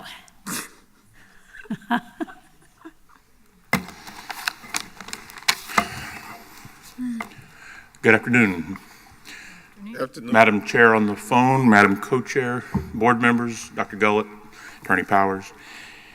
We're here today to discuss the instructional calendar. You had received and were published 2 new drafts, draft F and G, that I present to you. And the draft F is a copy of the calendar, because remember we'd agreed on the days last time. Right. That has About halfway there. that has 0 early release days on it. Draft G is a draft plan that goes back to what we have done in prior years, where we had 2-hour early releases approximately once a month on there. And understand that the days starting and stopping when we attend are identical on both calendars. that are the draft. Thank you. All right, board, we will open it up for discussion. And Dr. James, you look like you're ready to lead off. I don't have a lot to say. I know everyone's going to be surprised. So I don't have a lot to say. I'm going to make I'm going to give some brief numbers, and then I'm going to say what I got to say. So in the school year 17-18, our average attendance for an early release day was 92%, and our average daily attendance every other day, school year wide, was 92%. They were pretty much synonymous. That was under Superintendent Tallman's administration, correct? Okay. School year 18-19, our early release day average attendance was 89%, and our everyday attendance was 92%, which is a 3% differential.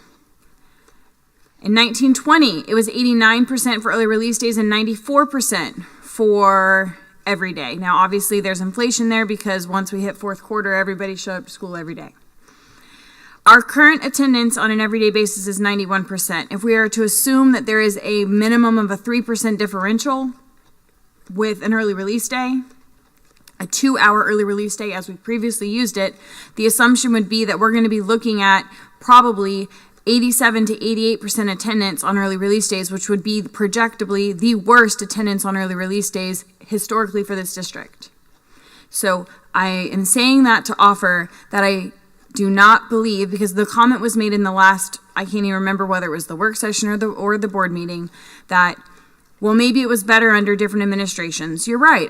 Under Superintendent Tallman's administration, we were at 92% for early release days, and at the end of Mayor's, we were at 89, which is a 3% difference. So arguably, could it get better? Sure. We have never surpassed our traditional everyday attendance because in Tallman's it was 92 and 92. So based on historical data, the best it's ever going to be is matching where we are right now, which is 91. So I just want to offer that from a historical standpoint, we have not seen incredible success with attendance on these days. I'm not saying that that's not possible going forward, but I was a single vote for draft E.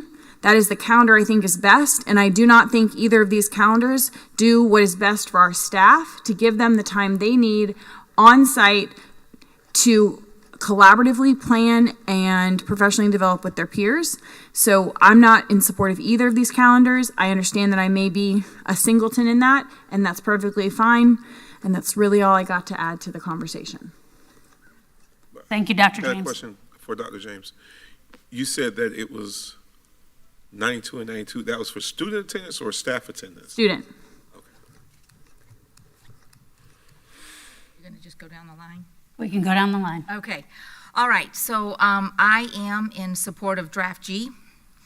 It's not perfect, but I feel like you all you were very patient and you worked very diligently to meet the needs of our community, our staff members, and you have given me something that I can feel in support for all members. I don't think the half-days are perfect, but I do think it will meet the needs that are... 2-hour early release days, not half-days.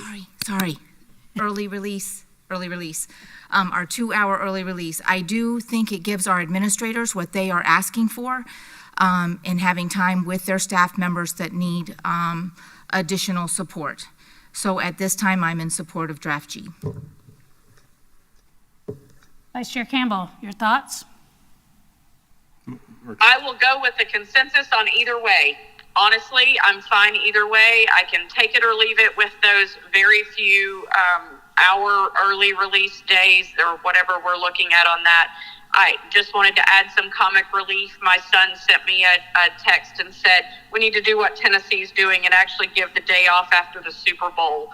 There's 2 legislators in Tennessee that have proposed that legislation to forget a day off in October for Columbus Day, and let's take the day off after the Super Bowl. I'm of course kidding. It's been a long day. I'm good either way. Okay. Cummings. I want to honor our staff and listen to what they've said. And when I've heard them and when I hear them, I'm gonna have to lean towards G, because that's the one that encompasses the things that the majority of people that I've heard ask for. And it goes back into giving our staff members and the paras, the thing that I want to make sure that our paras also have the opportunity to get that professional development. We'll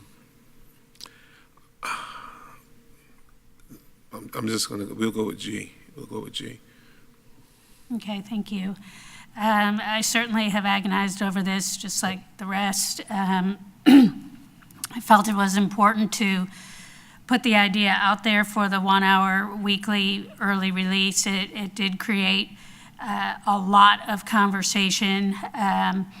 And as we move forward with surveys and planning, we'll continue to refine and perfect the outreach. I think it's pretty clear to the community now that we really do listen and try to adjust. That's how we ended up at draft G. The early dismissal is an opportunity to make it different. We need our teachers and our paraprofessionals and our staff to have time together. I'm completely in support of that. But the perception is what is going to be our task then to change. If we end up with these early release days, then it certainly would be my hope and intention to make sure that not only our families and our students understand that it is definitely still a day on with valuable and productive learning going on, but that our staff really understands and our schools have the autonomy. I've heard a lot about planning time versus professional development time, and that every school has different needs depending on, what their staff looks like and what their day looks like and what they're doing, elementary versus secondary, so very different. So perhaps this is going to be an opportunity to make it more right than it's ever been. I'm just not willing to go backwards. And I have confidence in the district staff that if the early release days come back, that they will be marketed in a way and presented in a way that everyone feels are valuable. I understand that there are going to be parents that it's going to be difficult for them even to get the 2 hours of time and work, but at least this way they have, 6 or 7 months, to figure it out, and hopefully they'll really be able to make it a priority, especially if we're making it clear how important it is for their kids to come to school on those days. As a board, we've certainly been burning the midnight oil. As a calendar committee, we've been burning the midnight oil. We've had so much feedback. So people have really been thinking about this. So I'll present it that way. I don't know what the district was looking at if we were to approve Plan F, does Draft F. Does that mean with no early release days that there would be no embedded planning opportunities anywhere? I have to ask that question because in my world of what would be best would be for somehow the professional development to be embedded outside of a student day so that we're not missing any instructional time with students at all. But what is the thinking with Draft F? So for Draft F, right now, the way that it's currently planned, the professional development, professional learning days are on the front end. So there's a total of 6 of those.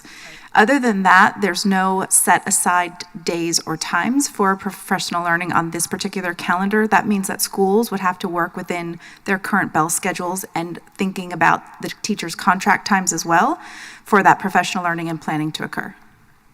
Okay, thank you. And that still sounds a little bit too uncertain to me. As a result of this really robust conversation moving forward, the goal is to come up with really valuable time that the families support, that the teachers feel is valuable, that the schools have the autonomy to make it work for them, and that it's something that we understand as well. So with all that said, I'm going to say that after all of this, that draft G, marketed in a new way, will hopefully best meet our needs after all the conversation and surveys and calendars that we have done. So I believe what I'm hearing. I'm not in consensus, but we don't have to have consensus for it to move forward, right? That's absolutely true. Yeah, at this point, yeah. Because this is something we have to vote on. And the vote will go where it goes. Is there any more discussion on this? I think that we've made it extraordinarily clear how important it is for there to be flexibility and autonomy, that professional development is greatly needed for especially new staff, and that there's established staff that need something different. You know, how much more can we say at this point? I think we just need to take it to a vote. These are our calendars, and that's really all I would have. Anything else for the good of the group? Chair Campbell? I'm good. She's good. So, Attorney Powers, point of clarification. Yes, sir. On Monday, because that's when we have our special board meeting for the vote of the calendar. We currently have these two calendars posted on that agenda. Will the board have to vote up and down each calendar, or can the board chair say we're voting on draft G and then make that vote? The latter. And you would just need to make sure that each of these is posted on the agenda. But yes, the board chair would simply, the board in discussing it would make a motion, someone would make a motion to, for a particular adoption, G, for example. And then when someone made that motion, then the board could vote up or down on G. Now, of course, if they vote down on one, they may then move to the next and determine a separate one. Okay. But you don't have to vote up or down every single one. The point is simply to come up with a calendar and say, you know, we're proceeding forward with the instructional calendar G as advertised, and they're all listed. None of those others have been removed, correct? Right.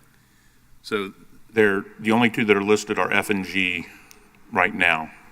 Okay. Because those were advertised for today's board session, and they're also been advertised for Monday's board meeting. So does that answer the question? If they're there as a choice for F or G, then why wouldn't we vote on each of them? I don't know, you know, you're the attorney, and I'm... No, well, I'm assuming that I heard that there was broad consensus that one of the two is preferable. All I mean is if we want to start with F and move to G, we can vote for F, and if it passes, and we don't have to do F. And then we don't have to do G, you know, vice versa, whatever. Right. The point is, if there are 5 things on that particular docket, it doesn't mean we have to vote each one of them up and down, as long as it's on the same agenda item. Whatever motion the board makes and then votes on is the one that succeeds. Okay, as long as the process is clear to the community, we haven't really been in this position before. So as long as it's just very clear to the community what we're doing, then I'm fine either way, because I did hear that there is a broad consensus that, you know, one is what has been, feels like the best fit. So we'll see what the vote reflects. All right. Thank you. That was the shortest calendar discussion of them all. All right. Thank you, everyone. Thank you very much. All right, we will move on to board comments, and I'm going to... Was there any public comment? Oh, yes, any public comment on the calendar? The last one, I forget, right? Okay, hearing none. We'll move on to... Start with comments, and then I'll let you all go. Go ahead, Chair. Oh, yes. Perfect. Just quick, I just wanted to thank you all for representing us well at Black Stallion and I am looking forward to seeing you all at Golden Apple on Saturday. So thank you so much. This has been an engaging, informative, and interesting work session doing it from afar. But thank you all, and I will hopefully see you on Saturday. Great. Thank you, Chair Campbell. Appreciate your comments. All right, Attorney Powers. I have two requests to go through. Both are requests for attorney-client sessions, and they are both for the same date as well. And that is as to March 9th of 2023. And as to the first, board members, I'm notifying you that Attorney Anastasia Protopapadakis, or designee of the Gray Robinson PA firm, has informed me that advice is needed regarding case number 21-CA-1456, styled Michael Riley and Ashlyn Riley versus the School Board of Marion County, Florida. Pursuant to 286.011 Florida statute, on behalf of Attorney Protopapadakis, I am requesting an attorney-client session with the board for the purpose of discussing the evaluation and/or compromise of said claim number 908388. I have asked the board's clerk to cause reasonable notice at the time and date of this attorney-client session and the names of the persons attending to be published. It's suggested that the attorney-client session be held at 11:00 a.m. during a recess of the March 9th, 2023 administrative briefing and work session scheduled, or as soon thereafter as may be heard. As required by this statute, only the following individuals will be present: Allison Campbell, Board Chair; Nancy Thrower, Vice Chair; Eric Cummings, Lori Conrad, and Sarah James, School Board members; Superintendent Diane Gullett; myself, and Anastasia Protopapadakis, Esquire, or designee of the Gray Robinson PA firm. I've also asked a court reporter to record the session, also as required by statute. Her notes will be fully transcribed and filed with the clerk of the school board. Upon the conclusion of any litigation and/or settlement of all claims arising out of this incident, the transcript will be made public record. Thank you. I do have one question. What is our agenda looking like on the 9th?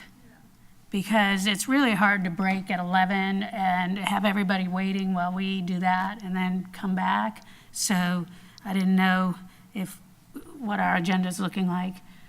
It would be great to be able to finish our work session and then go into that. The problem with that always historically has been that we have to have a court reporter there for a designated time, along with attorneys there for a designated time. So that does make it a little bit difficult. And sometimes being able to advertise that that is our break and give ourselves a limit of time is the most efficient way to handle that. Because otherwise there's just everyone ends up waiting around. So we have, both of these are relatively important cases and both have been requested that they be set for that date. The second one I haven't read to you yet, but it's same date, same time. Well, I've never done that. How long do those take? Sometimes a few minutes, sometimes an hour. I don't anticipate that these will take a terribly long time, but it depends on how many questions you have. How long does a calendar discussion take? One day it's 15 minutes, one day it's hours, Sometimes they're short and sometimes we got a lot of questions. I'm just wondering, is it possible to do your session at 9 and start our work session at 11 to speak to Nancy's point of respecting our employees' time? Is it possible to start with yours and then transition into a work session? We need to be able to do the attorney-client session during a break from. So we'd have to open the meeting, immediately adjourn, go or recess, go into it, and then come back out. But the timing that we have here is the best timing for a number of reasons.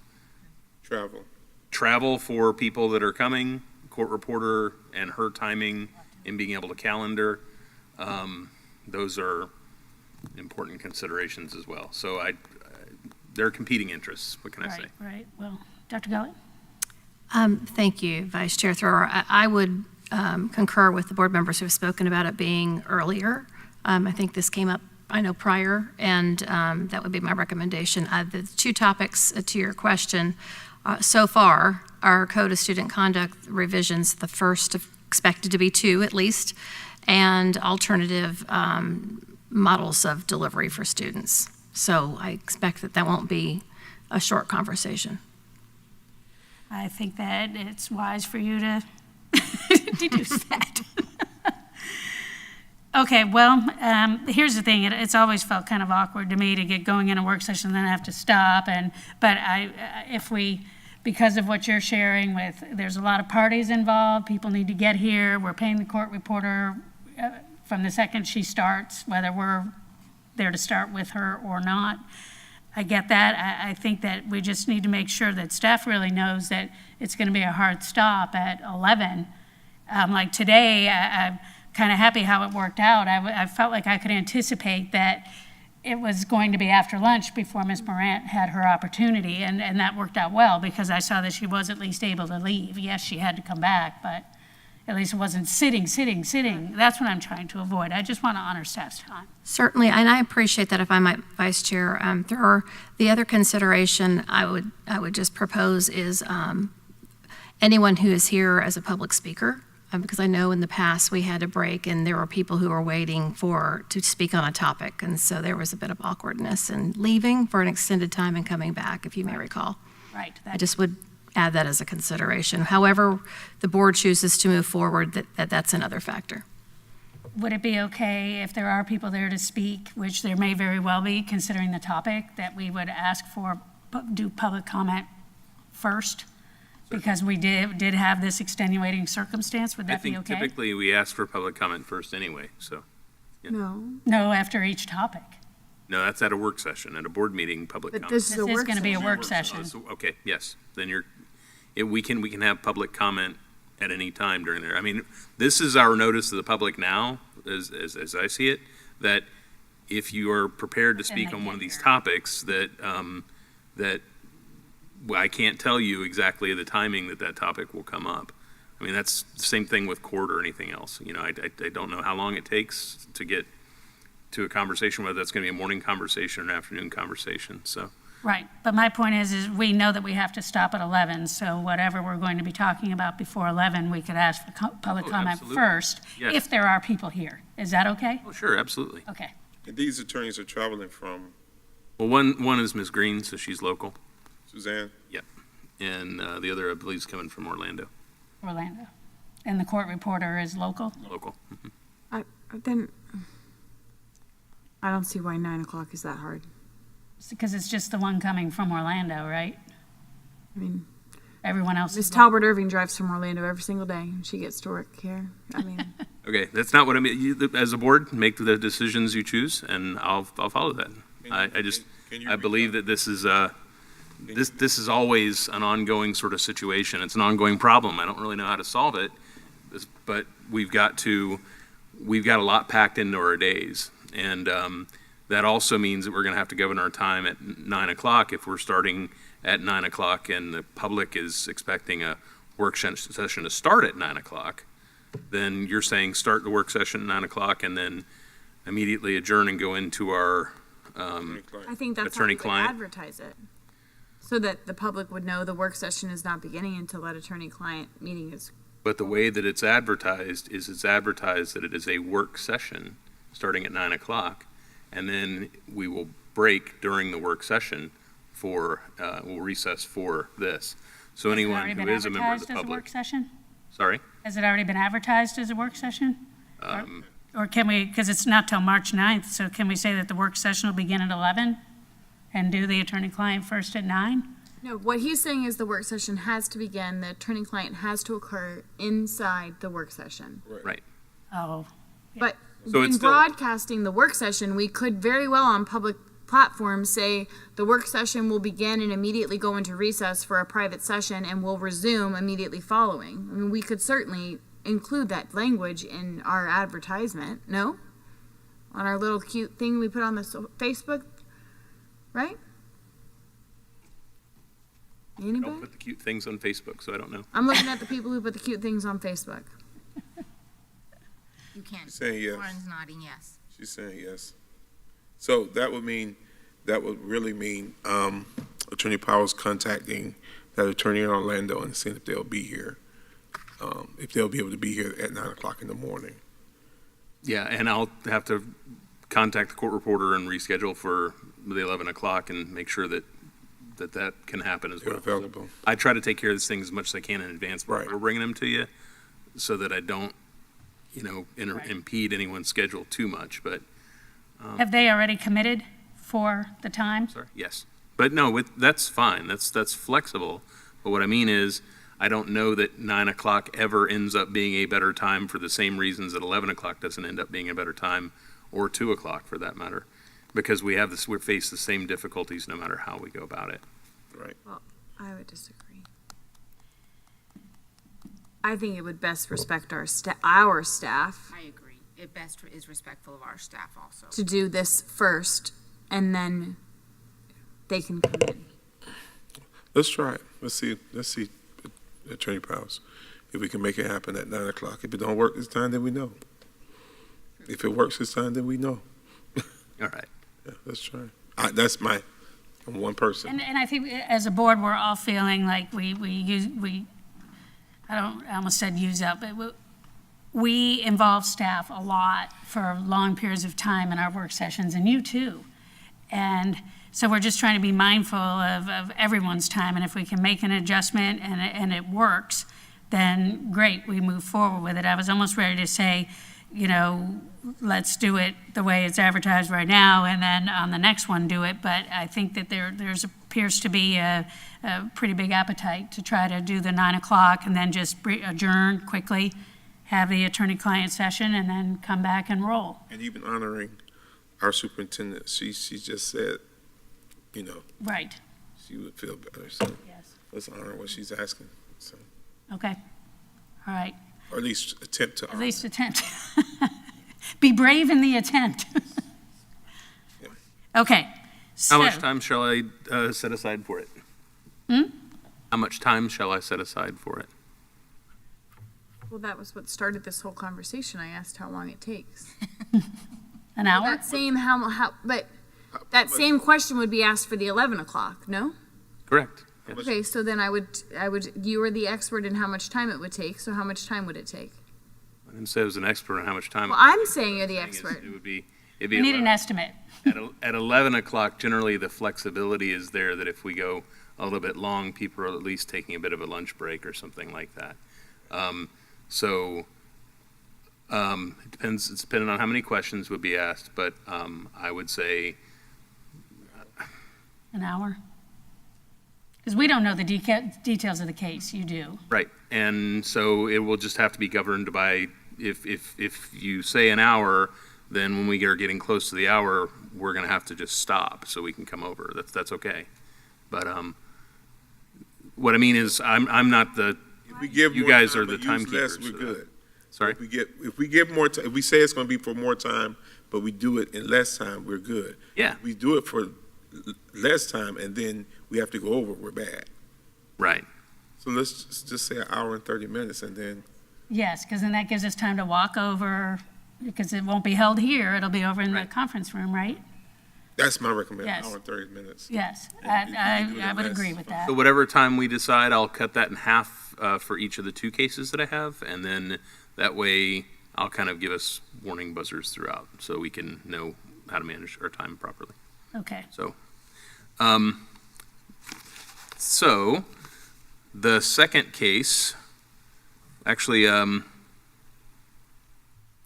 so this will be March 9th, 2023, administrative briefing and work session, and we'll be starting at 9 a.m. or as soon thereafter as the matter may be heard. And then, as to the second one, I'm notifying you that attorney Suzanne Green, or designee of the Bice Cole Law Firm, has informed me that advice is needed regarding case number 22 CA 478, styled P. Burnett versus the School Board of Marion County, Florida. I have asked the board's clerk to cause reasonable public notice of the time and date of this attorney-client session and the names of the persons attending to be published, and suggested the attorney-client session be held at 9 a.m. during a recess of the March 9th, 2023 administrative briefing and work session. As required by the statute, the same individuals mentioned previously will be present. I've asked a court reporter to record the session, also as required by statute. Her notes will be fully transcribed and filed with the clerk of the school board. Upon the conclusion of any litigation and/or settlement of all claims arising out of this incident, the transcript will be made public record.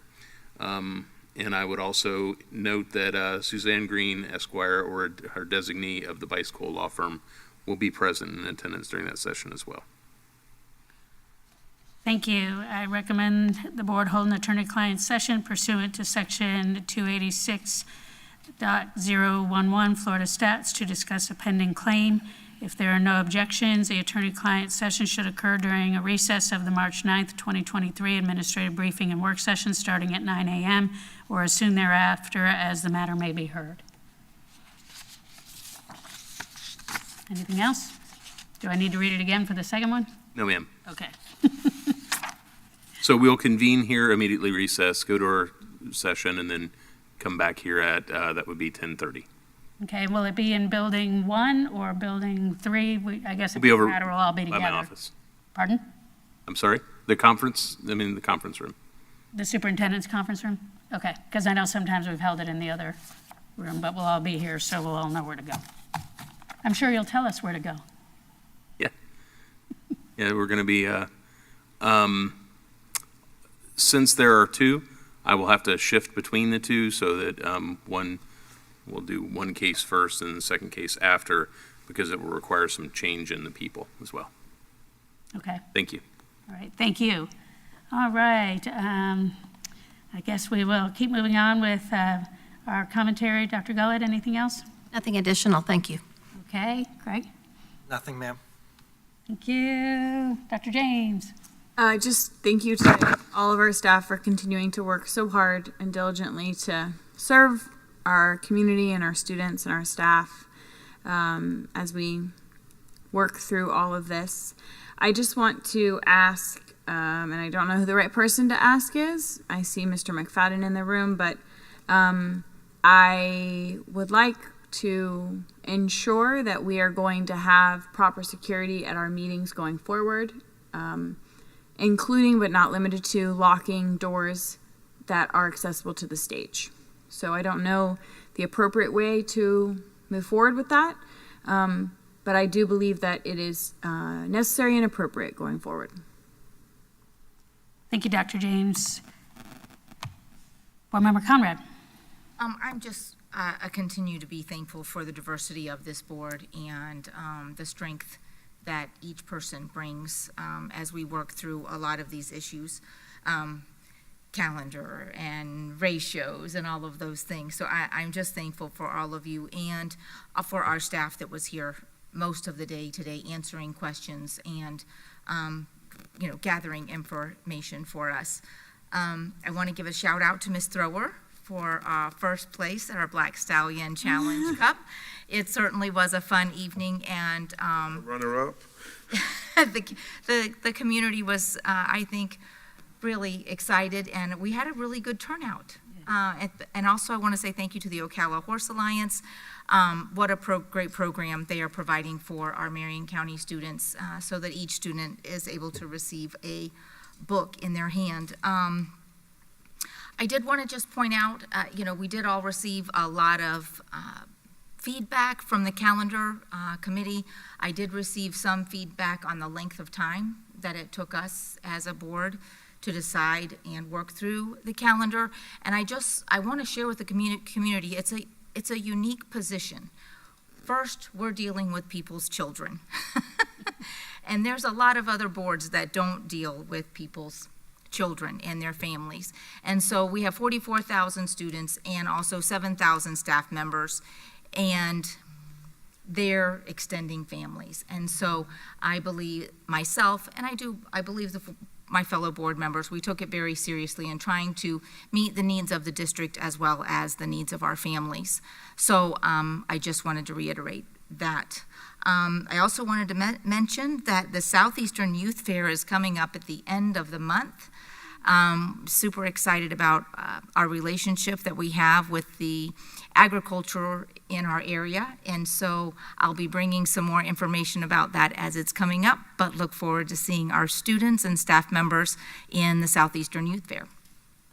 Awesome. Yeah, thank you, Board Member Conrad. And yes, the Black Stallion Challenge Cup was just a great evening for the community, and I continue to tip my hat to all of you for being willing to ride, and not only being willing to ride after like just a couple of lessons, you guys had it going on. And so I'm going to go ahead and hang up my boots, and I brought the cup home for you, but next time around it's going to be, I think Dr. James is going to be ready and raring to go, being our second place finisher. So it just goes to show you how important it is when you work hard, you need to play hard, and it was an enjoyable evening, and everybody looked great, and it was just wonderful to have the support from the community, and we are the horse capital of the world, so when our horse folks get the opportunity to connect with us and on behalf of children, that's all they kept saying was, yeah, we don't mind putting aside this time in the middle of horse show season that just started because it's for the kids, I mean, they're really busy people. Anyone that has a farm gets it. But everyone came together on that night for kids, so I look forward to more of that. And yes, the calendar has definitely been a journey. It's been easy in previous years because when you don't bring forward anything new that becomes potentially controversial, nobody says a word. Or if you're like some districts and you just don't ask for any input at all and you just make a decision as a board, things move along a lot quicker. It's my hope that we can take the engagement that was created and that will just continue to transfer. I think we have a parent survey out right now, right? And that continues until February 17th, I think. So if any parent or family member, I think you had a chance to see in real time that if you participate in a survey, you are getting heard. So more of those to come. And thank you all. Board Member Cummings. This has been a very, very, very productive meeting. It may have been lengthy, however, it's been productive. I truly value the input that each board member gives. All of us come from varying different experiences and different walks in life. However, everything that everyone says is valid and makes, and I've sat here and listened, and my mind has changed on certain things because I didn't see it that way.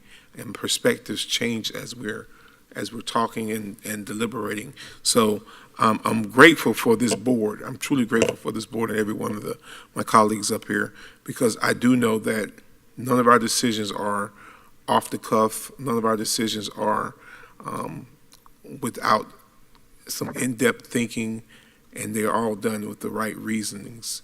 We may not agree on all of them, but I believe that whatever decisions that we make came from a good place.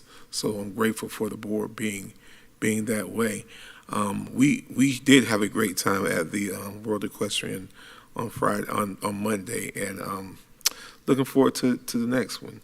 And I do have to say this: didn't win, didn't come in second, but I beat the mayor. So I'll beat the mayor. School board got exactly, the highest rating. Exactly. But I got to say bye-bye to him. So Mayor Gwen, I know you're going to be coming back next year. Let's trying to get this, but 2023, I got you this time. So, but it truly a great evening, and we got a lot of work to do. I thank our staff. We got some tremendous staff here, and we value them, we honor them, and we don't ever want them to think that we marginalize what they do, because they're doing some tough work, and then it transcends down all the way down to the classroom, all the way down to the buses, to the bus aides, to the custodians. They're doing the tough work, and so we have to appreciate them. And I just thank our superintendent for her leadership and where we're going. So I do agree with Miss Dr. James on the things that she said about safety for this board. We do need to make sure that we're doing what we need to do to due diligence on that. So that being said, we'll see you guys very soon. Yes, yes. All right, if there are no further discussion or comments, we're going to go ahead and bring today's work session to a close at 3:31 p.m. Thank you so much.